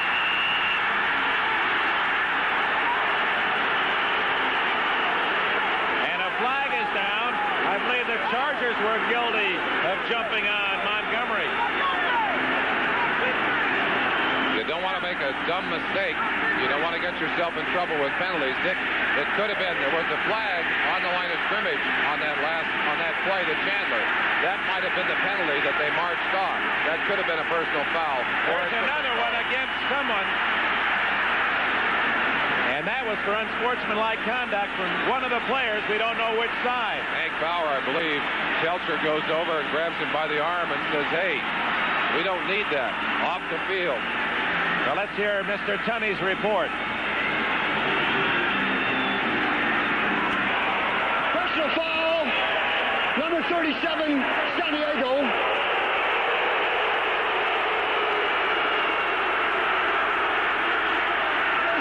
Number 28, and he is disqualified. Number 28 disqualified. Offsetting foul. Cleo Montgomery apparently said something he shouldn't have and has been kicked out of the game. So the Raiders, after the personal foul, and Montgomery was the man fouled, he apparently in his anger took it out on Tunney, and Tunney has kicked him out of the game. That seems a bit unfair when you get pounced upon. There's Cleo Montgomery on the sideline. Tunney over to explain to coaches on the sideline what the problem is, and he sends his quarterback into the game. Let's see if we can pick up what happened on that play. Hard to see. Right there he is right at the bottom. Bauer is the man that's on top of him. Another angle. Bauer ends up making the tackle. Two of them stacked up together. No, he's in late. All right, keep it going. Let's see what happened in there. Something happened. Oh, he wants a piece of him, doesn't he? So I think he kicked him. I think he kicked him right there. I think it was a foot. Look at Bauer looking up and saying, what the heck's going on here? I think he kicked him in the head or stepped on him. We'll say that and show it again if we can, because I think right at the end of that, I think you saw a foot come down in there. Well, we know that no penalty yardage marked off, offsetting fouls, but the Raiders are without Montgomery, their kick returner, and now listen to this crowd come into the game.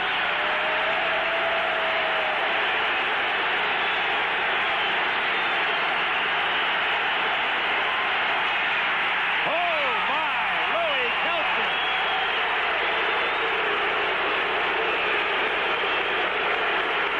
Let's go back to the kick return. Montgomery trying to get up. Bauer takes him down. Look at the foot now, right there. The foot on the head. You saw it come up. That's where the first penalty dropped. And then when Bauer got angry and started talking a little too loud, he's penalized later. Look at Bauer right here. It's Bauer talking to Tunney that draws the second penalty.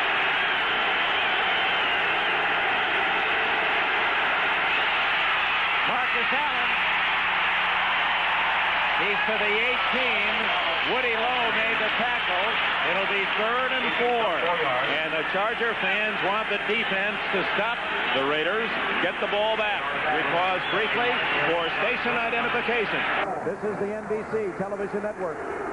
NBC for Southern Nevada, KVBC, TV3, Las Vegas. Quarter in San Diego. The Raiders lead the Chargers 20-10. It has been an emotional game, bad feelings. The Chargers have just scored and trying to hold the Raiders deep in their own end. Christensen, incomplete.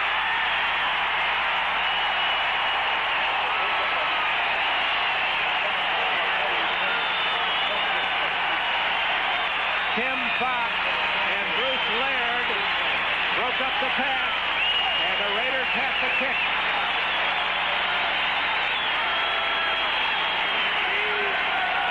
Two defenders colliding on that, and Fox was shaken up, had to leave the game. But that's a real sandwich as they put Todd Christensen between them and timed it out perfectly to arrive with the ball. Dick, I've been looking down on the sideline, and they're really working over Kellen Winslow. I know Chandler is up and moving and apparently all right, but Winslow, we told you, had been knocked out and sent to the sideline.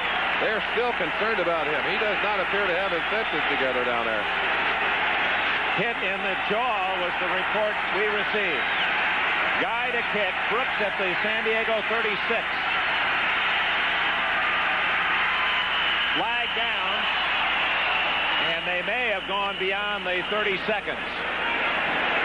Flags all over the field, in fact.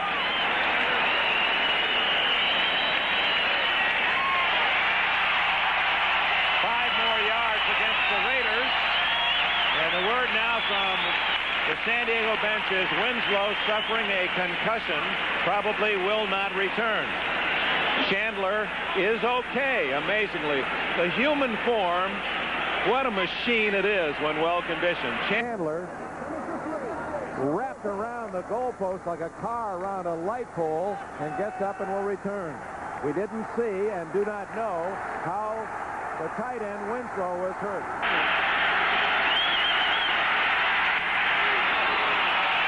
Short, fair catch. Oh, they fought over it. And it finally, between Gregor, 43, and Brooks, 21, Brooks has it at the Raider 46-yard line. 33 yards on the kick. We have 6:49 remaining in the third quarter. Kellen Winslow. We just got a report from the sidelines. Probably wouldn't play today. Here he is back in the lineup. I don't think they could keep him out of the lineup. I think he said, hey, I'm going back in there. Trailing 20-10. Fouts goes to work. Intercepted and then lost. It was through the hands of the Raiders and almost deflected back to Burgess Owens. And again, the Raiders' good coverage. And good pressure on Fouts. And you can almost sense Fouts' frustration as he is being pushed around in that pocket. Joyner, number 18, the man that's cutting across, the intended receiver. But big number 83, Ted Hendricks, bats that ball. Burgess Owens, number 44, almost had a chance at it. 6:44 left, third quarter. Muncy. Breaking tackle. What a run by Muncy.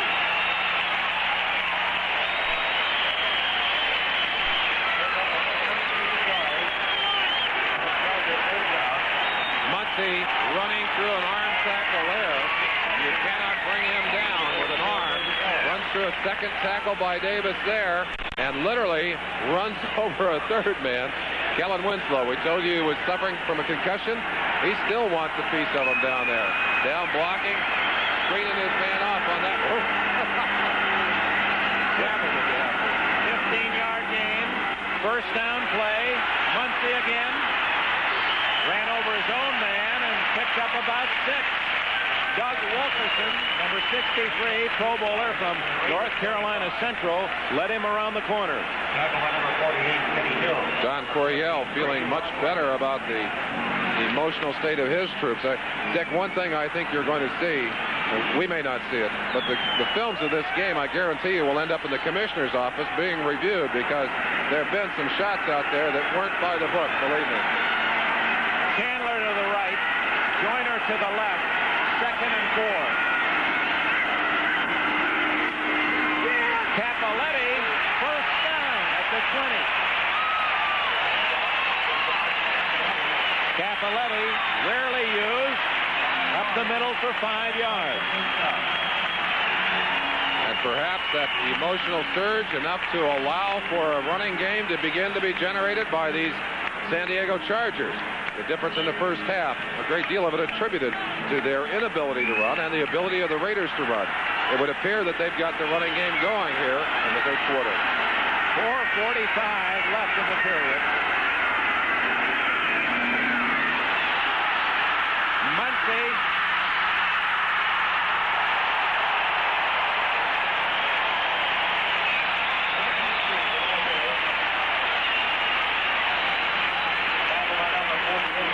like a runaway truck. Chuck Muncie sacrificing his body. He's slow getting up. He literally ran over and through people on that play. Muncie, I can tell you from experience, when he gets his feet up to the outside, it's almost impossible to bring down. You see him again running through one tackle and hit very hard there twice. Second by Burgess Owen, spun him around to the ground. He is still down on the far sideline. There's the first tackle he runs through. Able to break away from that one. Johnny Robinson, 68, the man that tried to get him first. Merlin, it'll be interesting in the post-game report, and wish we could go down now and talk to Winslow, how he was hurt. Because it was after that injury that the Chargers were awakened. They started to play a totally different physical game. Hard to tell, Dick, and it would not surprise me if there was something going on with Muncie, because there was obviously a lot of anger and frustration began to generate, or certainly appeared to generate out of that incident. But the Chargers now are just 7 yards away from pulling within 3. 4-16. What a quarter this has been. Big men not only playing hard, but viciously. Interesting to see the dramatic changes in emotion on the field between these two teams and the crowd. Definitely quiet at the first of this period, and now almost insane.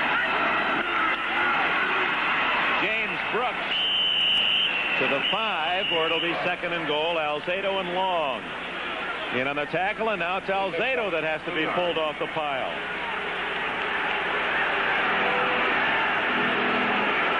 In on the tackle, number 77, Lyle Alzado. Referee giving Alzado a little information there. Pat Harder, he knows about hard-nosed football. He knows about life in the pits. He sure does.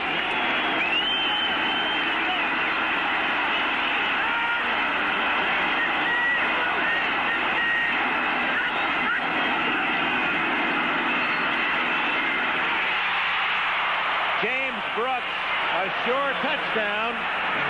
And Fouts had to drill it. Went right through his fingertips and off his chest. Winslow on the ground again on that play. Let's look at Brooks in isolation. He's wide open, beat the linebacker cleanly, and just drops the football. Martin there, he turned Martin around, the ball right in his chest. We'll see it here. Boy, that's the kind you cannot afford to give away. Right in the stomach. Martin almost had a chance at it as it bounced out. Winslow is hurt. He's come to the sideline again. Big play for both teams. And Fouts not going to take a chance, calls time. Here's an opportunity where the Chargers don't want 3. They want 7. They've built some momentum. They have the crowd back into the game. They want a touchdown. As you look at the comparison of the two pitchers today, Plunkett for the Raiders, 116 yards. They've each completed 9 passes. Actually, Fouts statistically, at least in completion percentage, having lesser of a day. But coming out of 3 blazing hot games, Fouts has not been on his rhythm today, has not thrown with the confidence and the accuracy that we have seen him throw with over the last 3 weeks. Just a review for those of you joining us. We're at 3:43 remaining in the third quarter after San Diego scored first on a short field goal. The Raiders had a field goal and a touchdown and were sparked to a 10-3 lead in the first half by some excellent running by Marcus Allen. Then on the first play of the second half, Mike Davis returned interception, 56 yards for a touchdown to make it 17-3. Raider field goal, 23, and then it became the Charger story. We'll give you more on that later. Right now we go from San Diego back to NFL 82 in New York. Be placed, and we'll be going back here to try to help us out. Big call, 3rd and goal at the 5. Winslow's back in. You see 80 Winslow on the left side. Now, what in the world is going on? One of the Raiders removing the ball. There must have been some foreign substance on the ball. Dick, one of the problems the Chargers have had in this game is their inability to convert on 3rd down. 3 of 8 so far. This the most crucial so far in the game for them. Flag down. And a good defensive play by Otis McKinney to knock it away from James Brooks. Now the flag. Penalty on holding against the Chargers. And the Raiders will undoubtedly decline that and force San Diego to go for the field goal. No purpose in giving Fouts another shot at the touchdown. Would they possibly choose to go for a touchdown from this far out? 5-yard line. Andre Young being carted off. An injured Charger defensive back. Boy, it has been... this quarter has been the hardest hitting we've seen all season long. Billy Shields guilty of the hold. With the score 20-10, a field goal would draw the Chargers within 7. But certainly, again, this takes a little of that emotional edge away from the home team. They'd really built it up to a fervor. And that was such an emotional drive for the Chargers. 8 passes and 5 runs, and the runs certainly the big part of the drive. 3 of them by Muncy, who physically just carried a good part of that Raider team downfield with him. 23 yards for Benerska is good, but that isn't a happy statistic when you kick field goals of 27 and 23 yards. That means the other team has stopped you inside the 10. Breaking the action, 3 minutes and 30 seconds left in the third quarter, a 20-13 game. Now the other scores around the National Football League in this final game of the regular season. New England beating Buffalo. The Patriots are in the playoffs. Kansas City upsets the Jets. Giants came from behind at Philadelphia to win. Washington finishes 8-1, shuts out the Cardinals. Pittsburgh beats Cleveland. Both those teams are in the playoffs.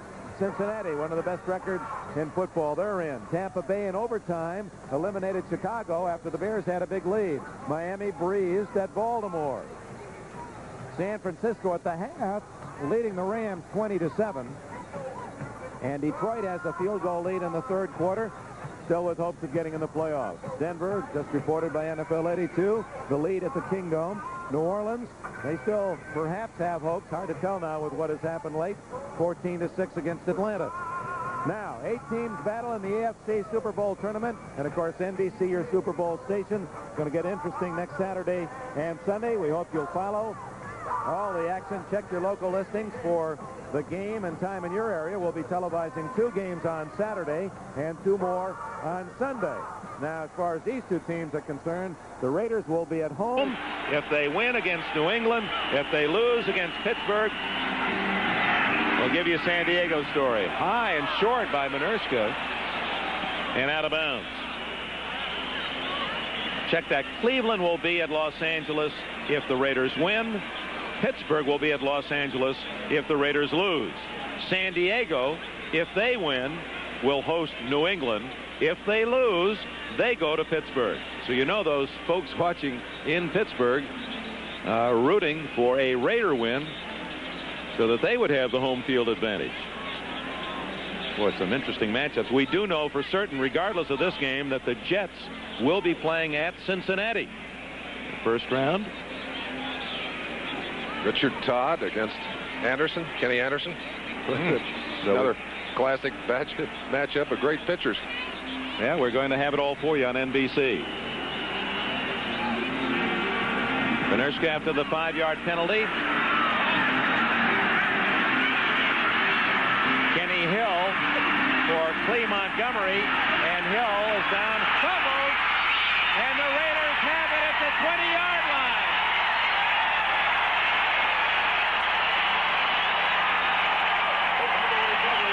Now, Cleo Montgomery being ejected from the game. Hill replaced Montgomery and lost the football. Pete Callahan, number 88, the man in there to scoop up that ball. It looked like Hill was just trying to get a couple of extra yards. Now watch him here. He gets pinned to the sideline. A couple of Chargers get him stacked up. The ball pops loose, stripped loose right there. 52. And Preston, Rob Preston, the man that stripped that ball loose, and Callahan alertly scooped it up. A break for the Chargers. Have a chance to tie it. It's Muncy on the screen. All the way to the 4-yard line. No. And the ball was ruled dead. No fumble.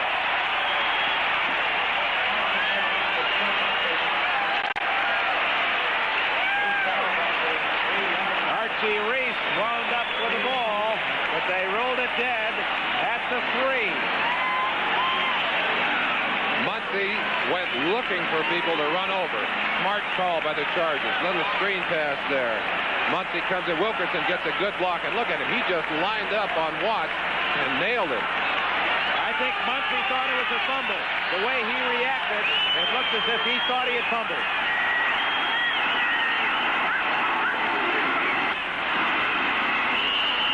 Not much there for Muncie. I wonder if we can go back to the play on Muncie's run. As the way he reacted after he lost the ball, he was going after it as if he thought that was going to be called a fumble. Of course, for Muncie, he's awfully glad it wasn't, having achieved a reputation, a rather dubious one, of turning the ball over in critical situations.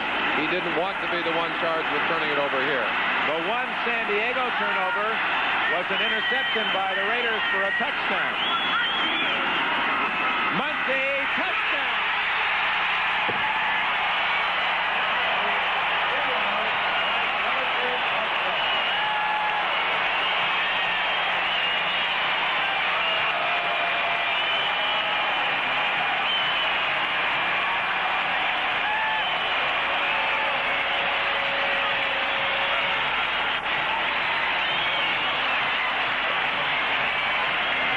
Diving into the middle, runs right through the arms of number 55, Matt Millen.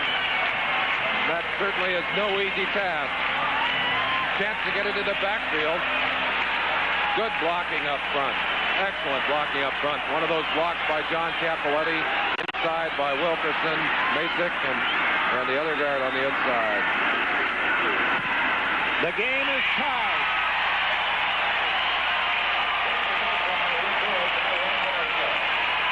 So after falling behind 20-3 in this third quarter, the Chargers, perhaps angered by some intimidating physical play, have rallied, and with 1:52 left in the third quarter, have scored 17 straight points to tie the game. Muncie thanking his blockers. They certainly have done a great deal. Shields on one side, Wilkerson, Masick, Ed White, Washington, all playing extremely well on that drive.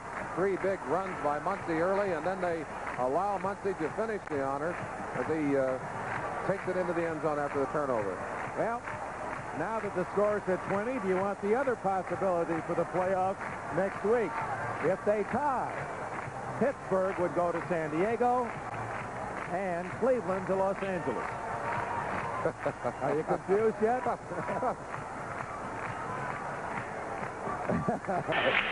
like trying to find the end of a piece of spaghetti that's wound up in the inside with about 2,000 others, Dick. Well, it's tied at 20, and it seems we have a long way to go in this one. Greg Pruitt at the 10. 25-27 for Pruitt. Now it's the Raiders who need to gather themselves. On January 15th,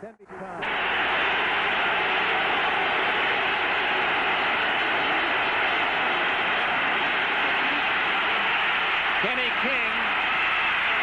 Ooh. Dave Lewis made the tackle. A gain of, well, maybe none at all.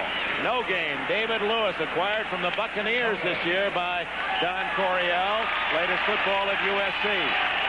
You can almost see steam coming off those players. Tremendous emotion on the field. Leroy Jones also in on that play. Wilbur Young coming out to the outside. Some real smashing going on in that line of scrimmage. Plunkett has had a good day.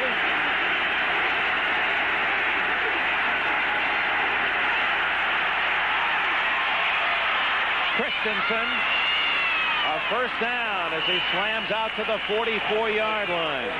17-yard gain. We're in the final minute of the third quarter, a tie game.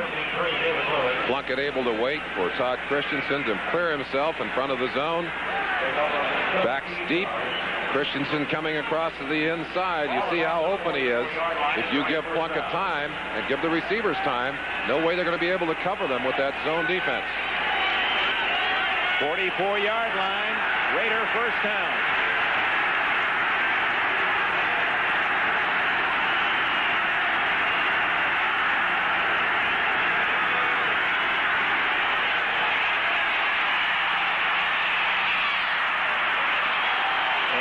to Cliff Branch.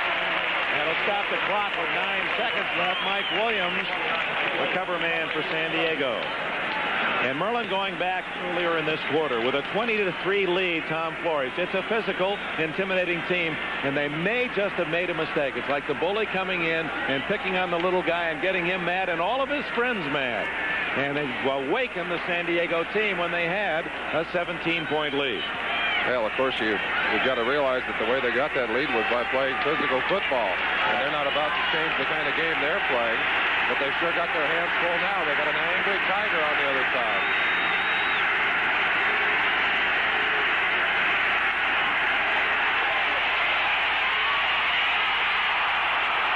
Great effort.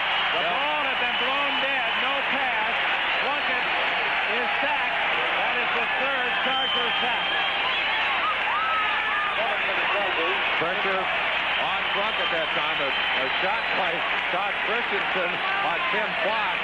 And of course, it's the pass to Christensen, but Plunkett clearly in the grasp of the defensive lineman. Ball had been blown dead. Little steam coming off that man's forehead right now, too. He's the poster child again this year for intensity. That is the end of the third quarter. We'll be back after these messages from your local station. The Chargers are tied at 20 here in San Diego. The fourth quarter begins. Raiders third down 18 at their 36.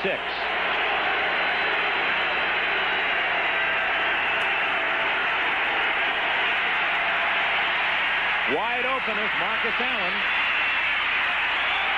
But he's smothered short of the first down at the 45-yard line. And here we go again.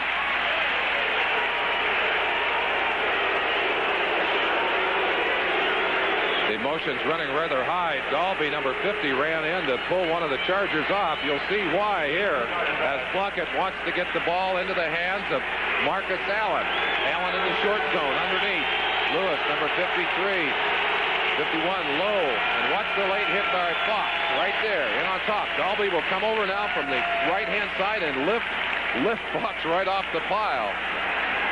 No penalty. And on 4th and 9, Raymond Guy to kick. James Brooks back at his 10-yard line.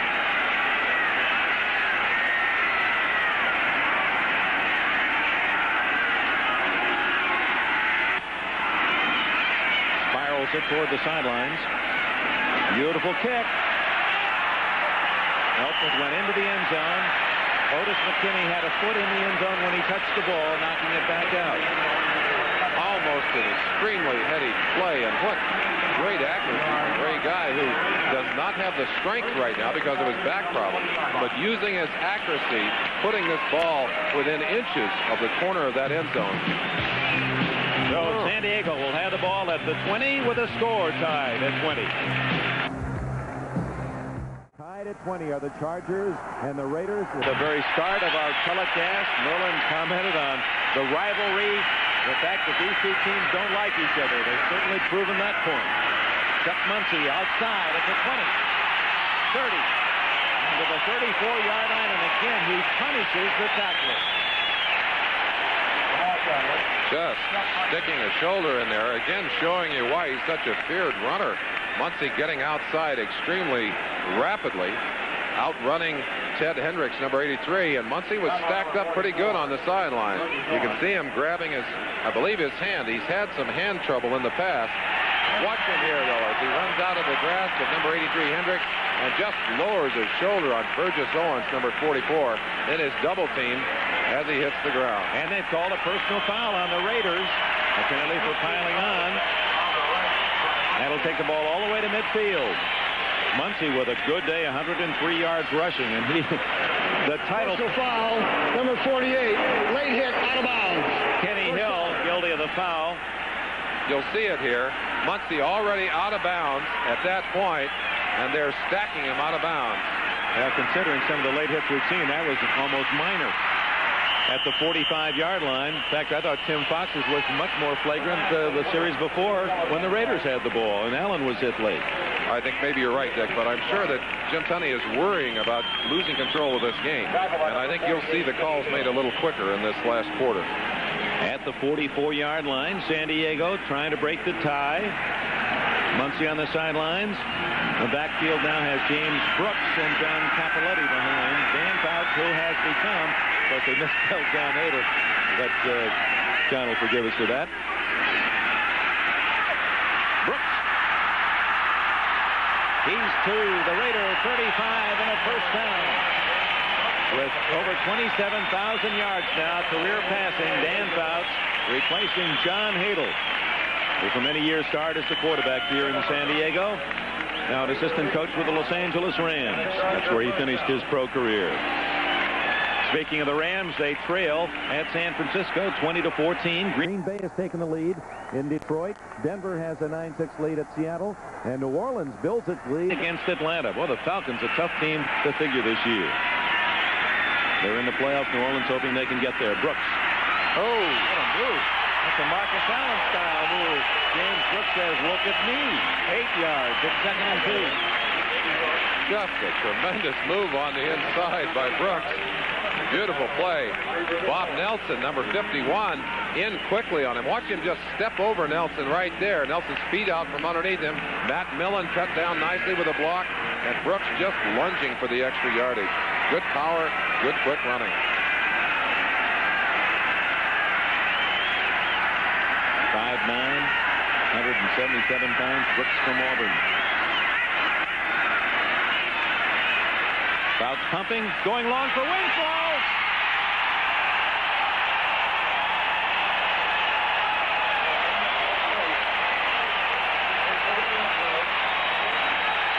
He wanted the touchdown. Look at Millen bark at Winslow. I don't blame him. I don't blame him. Winslow hot dogging. Put the ball down. Spun it in front of him. Millen came back and said, hey, hot dog, you'll get yours. Not the kind of time to have that kind of games going on. Beautiful pass. That's all you need. You put the results on the scoreboard. But watch Winslow. He'll stand up. If we keep, well, we'll get it later. We'll show you later. We'll show you what he did. First and goal, San Diego at the 2-yard line in a 20-20 tie. 11 minutes plus remaining in the game. Muncie scores. A flag is down.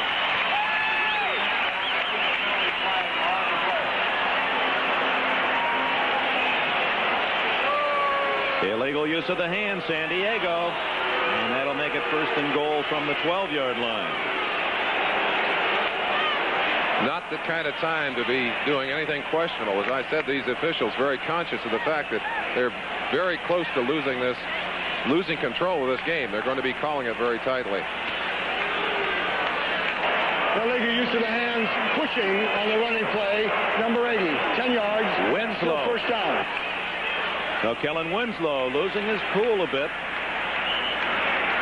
Now there is a professional pride and there is a code of ethics, and I guess everyone violates it one way or another. That's one of the codes. Penalties is another, just in demeanor. And Winslow guilty in both regards in the last 2 plays. Here he is, though. And just out of his reach as he was covered by Kenny Hill. And that was Fouts disappointed with himself. He knew he had a touchdown. Winslow having a tremendous height advantage on Hill out there, and had Fouts been able to deliver that football a little more accurately, he would have had a touchdown. But again, Winslow, in his, I'm sure, reacting to his own frustration today, spun that football in front of the defender. He's been doing that recently. I think somebody better get him aside, pull him down, and say, hey, Kellen, play football. Don't play games. Second and goal from the 12. Dwight Scales is in the game, wide right, 3 receivers to the left. Offside.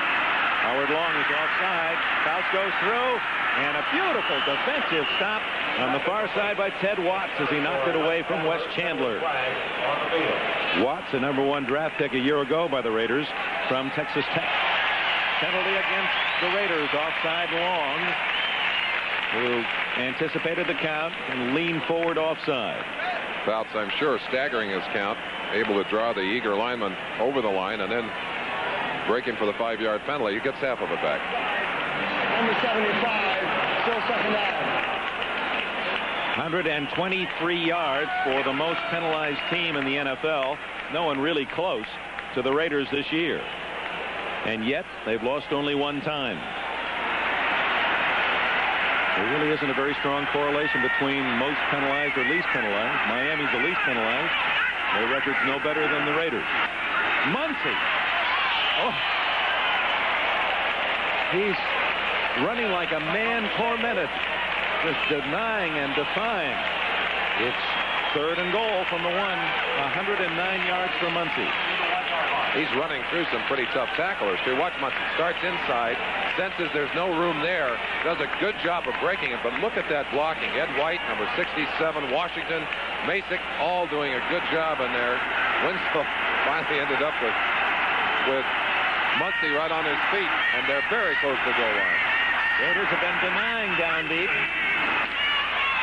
Not this time.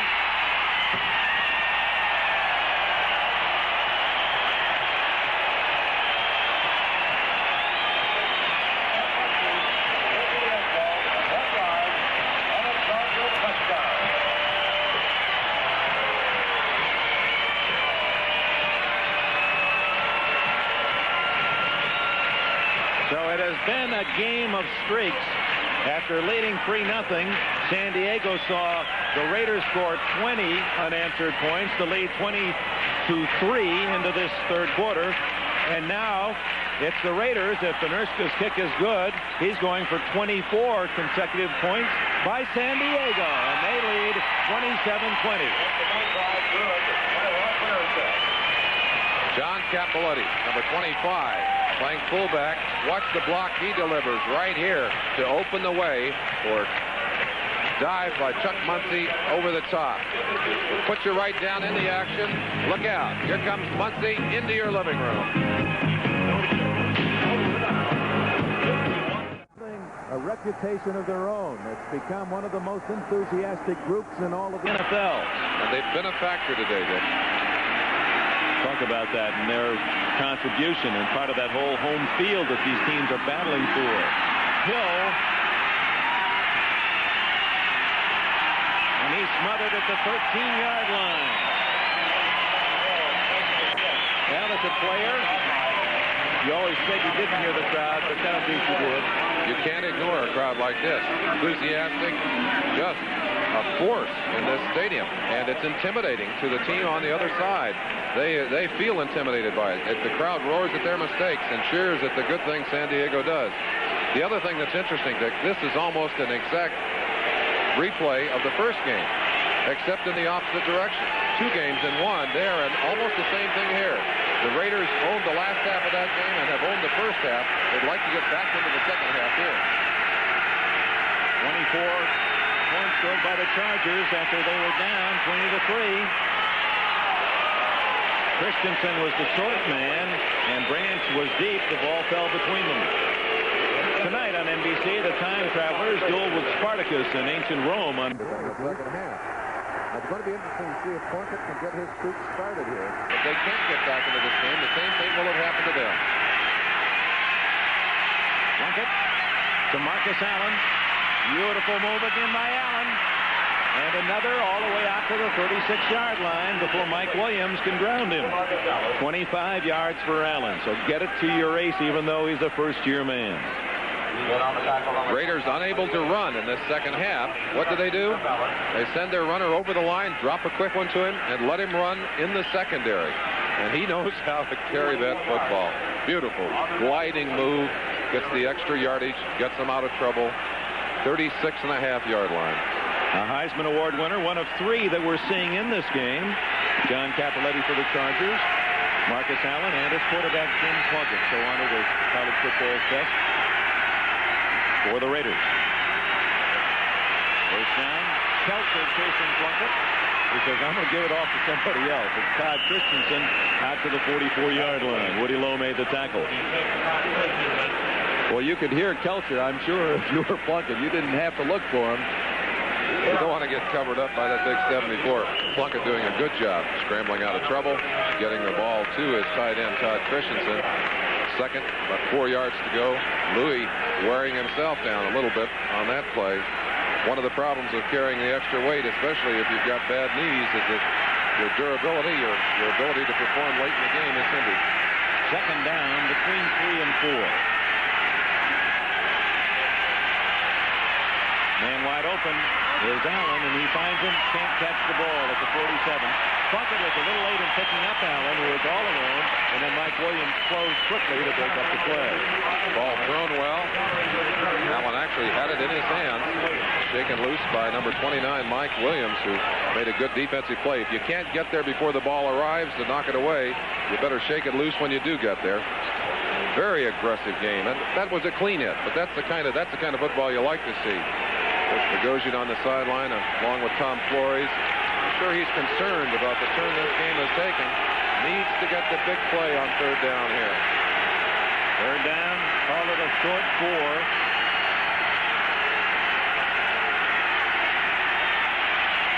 Good pressure. Plunkett ducks away and gets the first down to Marcus Allen at the 50-yard line. Thrift made the tackle. You saw Plunkett doing something there that a good quarterback must do. Has to be able to feel the rush, feel the openings in the pocket, even under great pressure, and yet keep his concentration on his receivers. Plunkett able to do that, picked up the first down.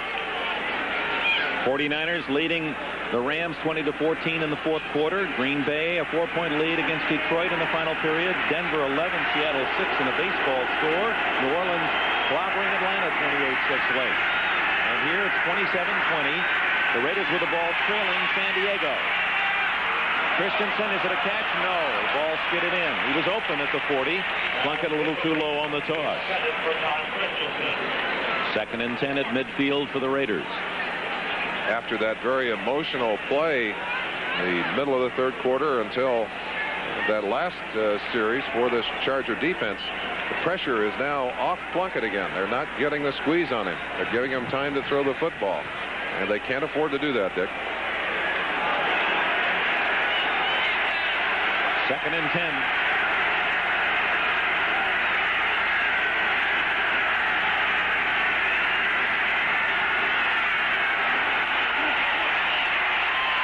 Going deep for Christensen. It's a great catch, and he's down to the 13-yard line. Bruce Laird made the tackle, and Plunkett dropped that one in there beautifully. You can't get pressure on the quarterback. You've got to go to the blitz. When you go to the blitz, you're going to get mismatches. You better get the quarterback. They didn't pick him up. Plunkett lost it over the top. But what a great play by Christensen, and what a tremendous effort by the defensive back, who was able to just get his hands on him, knock him down. Marcus Allen, he gets tripped up over his own man. He was out of the picture, but was not needed. So the Raiders looking for a tying touchdown in a 27-20 game. Have a first down at the Charger 13, and it's Marcus Allen, only a yard or two. So after a big first half, the Chargers have zeroed in on number 32 and have checked him well in the second half. Number 48, Tim Fox, a very aggressive player, came very close to hitting late on that play. Better check his emotions a little bit. He's going to get him a penalty here late in this ball game. Marcus Allen has 3 catches for 40 yards, and he needs 6 more yards on the ground for 100 today. He's in the top 10 in the NFL both in number of receptions and in rushing yards.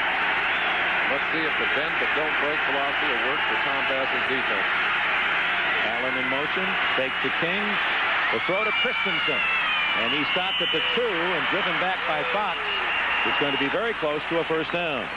Tim Fox from Ohio State played his high school football, Canton, Ohio, Pro Football Hall of Fame. He was raised right in the area where football interest is so very high.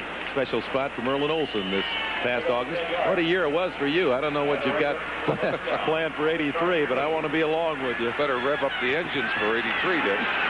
Well, I tell you, the engines are revving on the field. Raiders threatening here to put this ball game back into a lockup. First and goal, 2-yard line. Plunkett is matched Fouts, and has actually bettered him on the statistical performance. Marcus Allen, that was a misfire right from the start. Now he's going to turn it into a touchdown. How about that? Oh, my. Similar the play at the other end of the field earlier. Allen could see there was no room on the right side. Reverse, went back left. On that play, he was shut down. On this play, Marcus Allen turns a broken play into a touchdown. Some confusion there, either by quarterback or by Allen, but watch him come back. Now he sees there's no way outside. He just dips up and dives for the touchdown. What a great play. He is just a superb player. It looked almost I think it was Plunkett. I think Plunkett made the wrong move. I don't think it was the rookie who made the mistake there. He certainly covered well. He certainly did, didn't he? We'll never know. It was a design play, right, Dick? This one to tie it up. And it's even with 5:24 left.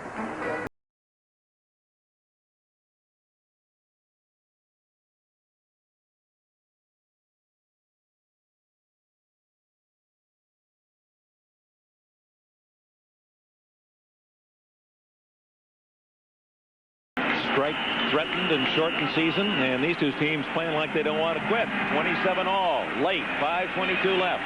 James Brooks at the 2. Flag down, and George Brooks at the 22. And it looks as if the Chargers were guilty of illegal use of the hands. They were. Well, they mark off the penalty. The scores today: New England and Buffalo, the winner of that game, to go into the playoffs, and New England won 30-19 at Foxborough. As you see the statistics on that long drive by the Raiders to tie the game. Kansas City surprised the Jets 37-13. Only 11,000 people saw it in Kansas City. Giants over Philadelphia 26-24. It was 28-0, the Redskins winning. St. Louis losing. Pittsburgh over Cleveland. Final 37-21. Penalty went against Carlos Bradley, number 50.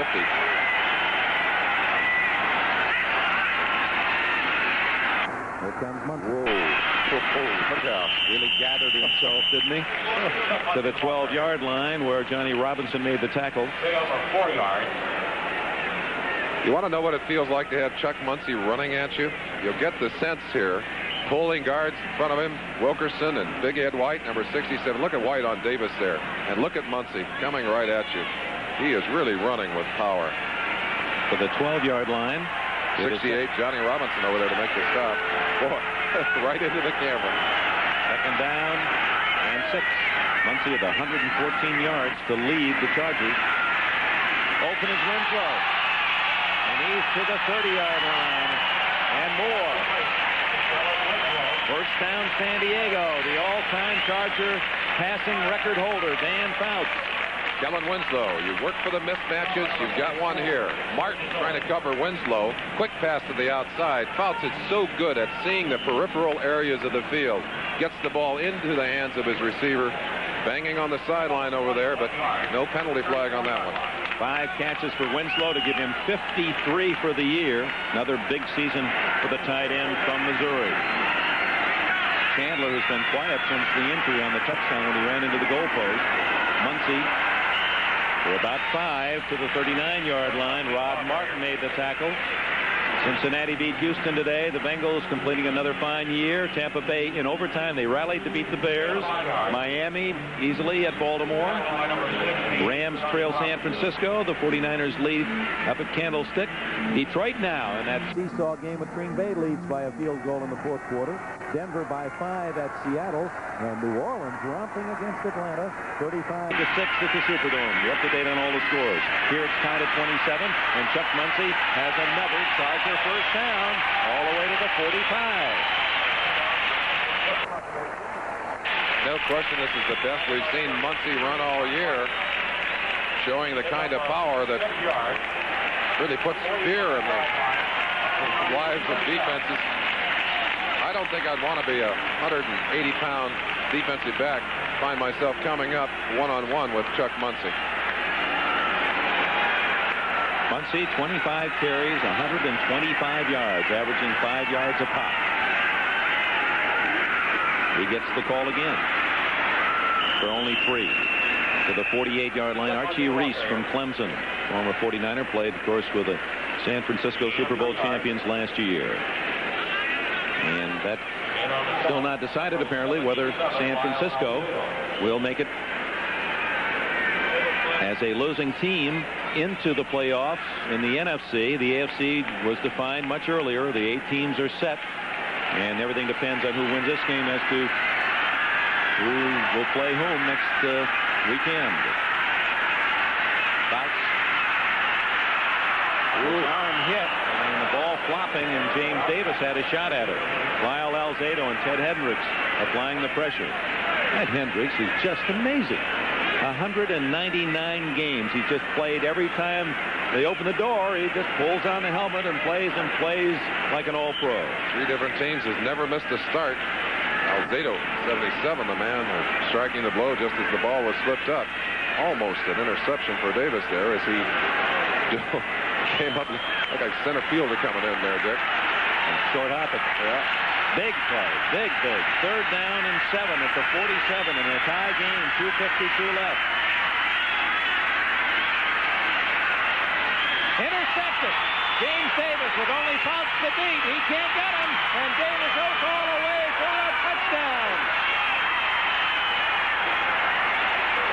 Now look at the Raiders. They empty the bench to go after Davis. Fouts angry at himself over that pass. Davis, the man who almost got his hands on that fluttering pass, right back with an interception and a highly emotional reception from his Los Angeles Raider teammates. He had his first interception last week against Denver and celebrated too soon and was tackled at the 5-yard line. But that pass intended for Joyner, number 18. Davis had read the pattern, just there ahead of Joyner to scoop that ball up. Fouts had a chance at him. Davis did a good job of eluding Fouts, carried it into the end zone. So 2 touchdowns by interceptions for the Raiders, and they regain the lead. Barr's try for point is good. And with 2 minutes and 41 seconds, Dan Fouts and the San Diego Chargers will try to gear up a drive to tie it. But it's the Raiders in front now. I'd like to welcome those of you who have just joined us. The Los Angeles Raiders and San Diego Chargers still in progress. 2:41 left.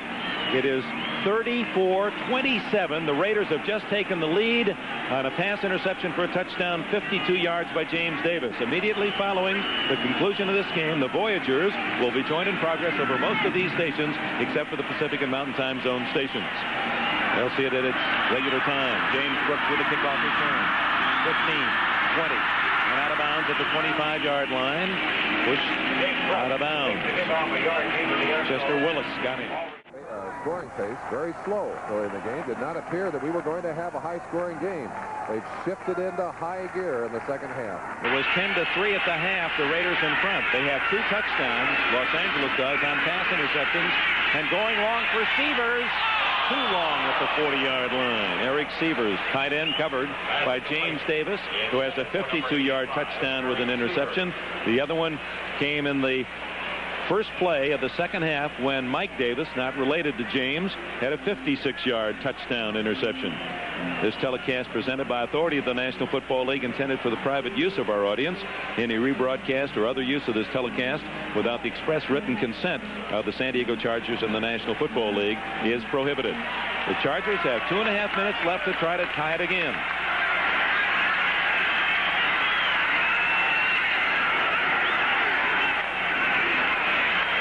Bouts in trouble, and he just gets it away incomplete as he was being smothered by Lyle Alzado, number 77 of the Raiders.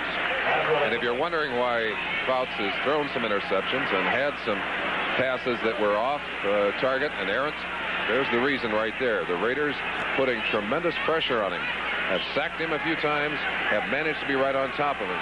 See the signals going in from the sideline. Play being called to Fouts by signals.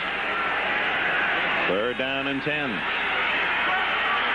The Raiders led 10-3, then built their lead to 20-3, only to find the Chargers coming back with 24 unanswered points. That won't be enough for the first down as Winslow is toppled at the 31 by Mike Davis. It'll be 4th down and 5, and the clock running down to the 2-minute warning. So Don Coryell will have a chance to think it through. I don't believe we'll see a punt here. Not enough time left in this ball game for Coryell. So with the score 34-27 in favor of the Raiders, here comes another fantastic finish. On the road to Pittsburgh if they lose this game. If they win, they are home next week and would play New England. The matchup for the Raiders, Cleveland is their opponent next week if they win. If they lose, it'll be Pittsburgh at home. 4th down and 5. Chargers going for it. And they won't get it as Fouts again was hit as he delivered the ball. So the pressure by the Raider defense, the key here in the 4th quarter, not just the sacks, but the fact they got to the quarterback Fouts. And in that case, again, Alzado able to hit his arm. Lyle Alzado. And now it's the Raiders in command deep in San Diego territory at the 31-yard line. The San Diego Chargers have only 2 timeouts left to stop the clock with 1:55 remaining. Well, Harry Coyle, our director, and Larry Cirillo, our producer, were involved, of course, in the Rose Bowl game yesterday, and many of our technicians, our cameramen, have come down from Pasadena. A doubleheader for them Saturday and Sunday, and in light of the fact that there wasn't a lot of sleep by most of the men and women on our crew, what an outstanding job in covering what has been a most interesting game today. Our thanks for your great support. Marcus Allen looking for more yards, gets a great block, tried to stay in bounds, but skidded out of bounds. You could even see him thinking at the last minute, rather than going for a few more yards, I'm going to try and stay in bounds, but his feet slipped, and he stopped the clock. And, of course, Flores did not want that. That saved San Diego a timeout, even though he gained 6 yards. Tremendous block by Frank Hawkins, number 27, in front of that play. Just clear the way for Marcus Allen. And, of course, pressure really on this defense. They've got it. They have no choice. They've got to get a turnover here. They've got to try and spring the ball loose. Or they have to stop them without a first down. They would get the ball with about a minute left. They're not going to stop Allen too much. He does not make the first down. He gets a couple of yards, and that puts him over the 100-yard mark. He has 103 yards today. The sensational rookie from the University of Southern California, and a time is called by San Diego. Dick, what a roller coaster game this has been. Up and down, both teams showing control of the game at various times. Crowd getting involved, anger, frustration. And there's a man who has to have some interesting feelings playing in his last regular season game. 207 consecutive regular season NFL games, and has announced that this will be his last season in the NFL. As will Gene Upshaw, retiring. 2 veterans in that offensive line for so long. The Raiders ran left behind Shell and Upshaw. And could you blame them? That's right. Final scores coming in now. The Rams trying to upset the 49ers' hopes of getting into the playoffs with a 21-20 lead. Detroit leading by 3 late in their game with Green Bay. Seattle defeats Denver, scoring late, 13-11. And another final, New Orleans 35, Atlanta 6. If San Francisco loses, there's one spot left in the NFC, and a big scramble for it. New England won the final spot against Buffalo in the AFC, and those are all the other finals today. Well, now, if you don't get your first down here, Dick, and it becomes a 4th down, do you pick the football and go for 3, or do you just try and run another play and take some more time off the clock? I think they'd have to go for the field goal if they don't get it in. Yes, because the clock would change on stop on possession change anyway. Allen gets the call. And more. Marcus Allen has just won it for the Raiders. They'll have the home field. Oh, my. Allen's second touchdown, the man who leads the NFL in scoring touchdowns. He had a dozen coming in and picks off 2 more in this 4th quarter this afternoon in San Diego. Oh, you'd smile, too, if you had him as your halfback. You certainly would. And taking advantage of the vulnerability of this defense, lack of speed on the part of the San Diego Charger defense, Fuller, Mike Williams, take it back, 29, the man who's locked up on the outside. He's got to get up and force, and not enough pursuit to catch up with number 32, who shows you why he'll be the Rookie of the Year in 1982.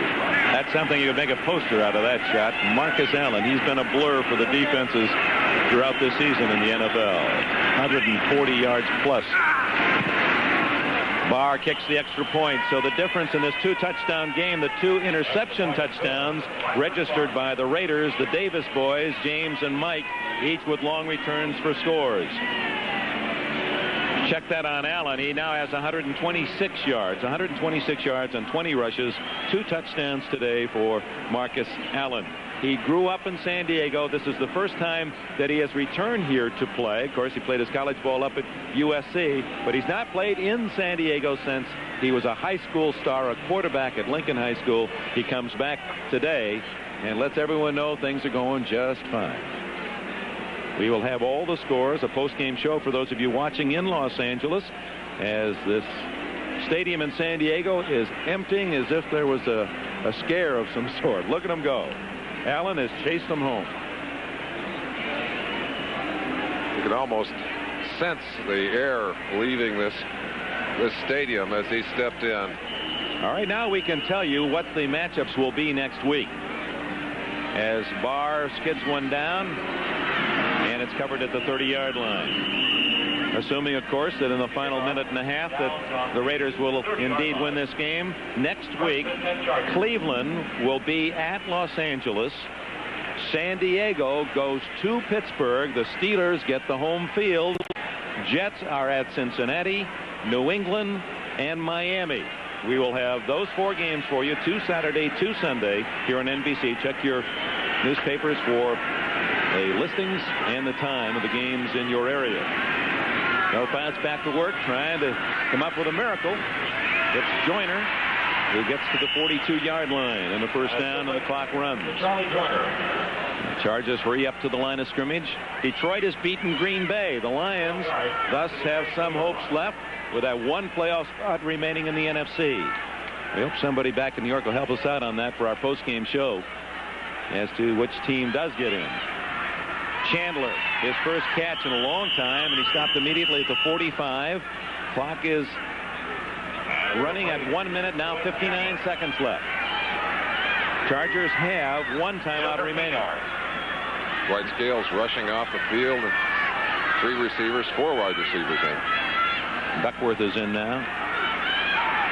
Fouts, but unable to get out of bounds is Duckworth. Bobby Duckworth from Arkansas. Clock runs. Surprised the Chargers didn't spend a timeout there. They're looking for a cosmetic touchdown, but they won't have time for the onside kick unless they do something quickly. That's directing traffic here. Almost a playground play. Just somebody moves somewhere into an open area, and he finally stops the clock with 19 seconds left. Tom Flores and the Raiders willing to sacrifice the clock, sacrifice the yardage, and burn the clock. 19 seconds away from a very big victory. It's the biggest scoring day of the season for Tom Flores' Raiders, 41 points. 2 touchdowns off the defense, however. So they certainly have to be grateful for the Davis boys today. Unquestionably, they shut down Fouts. You called it, Merlin. You said he's the most important single player for any team in the NFL this year, in your opinion. You stop him. That's how you beat the Chargers. And indeed, the Raiders have done that as Joyner goes to the 4-yard line. And timeout called by San Diego. 19 yards on the play. Joyner was looking for the end zone. He has not scored this year.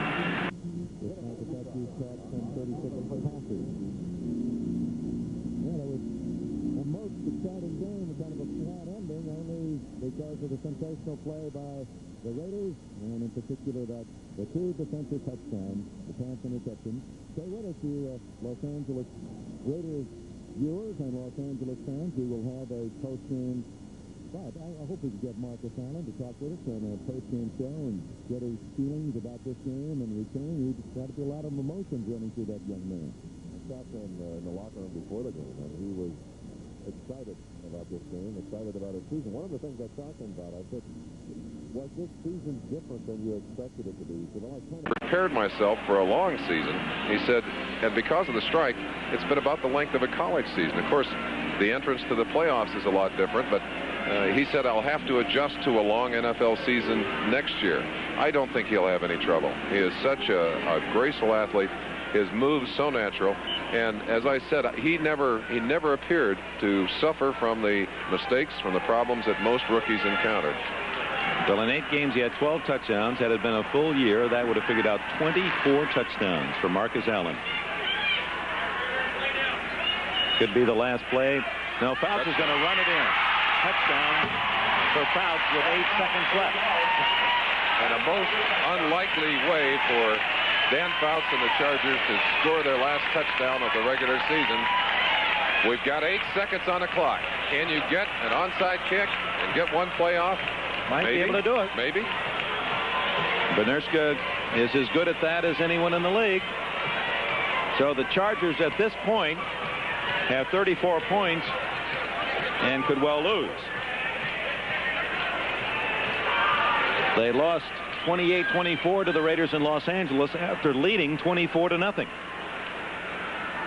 Benirska's kick is through, and a total of 75 points in the game.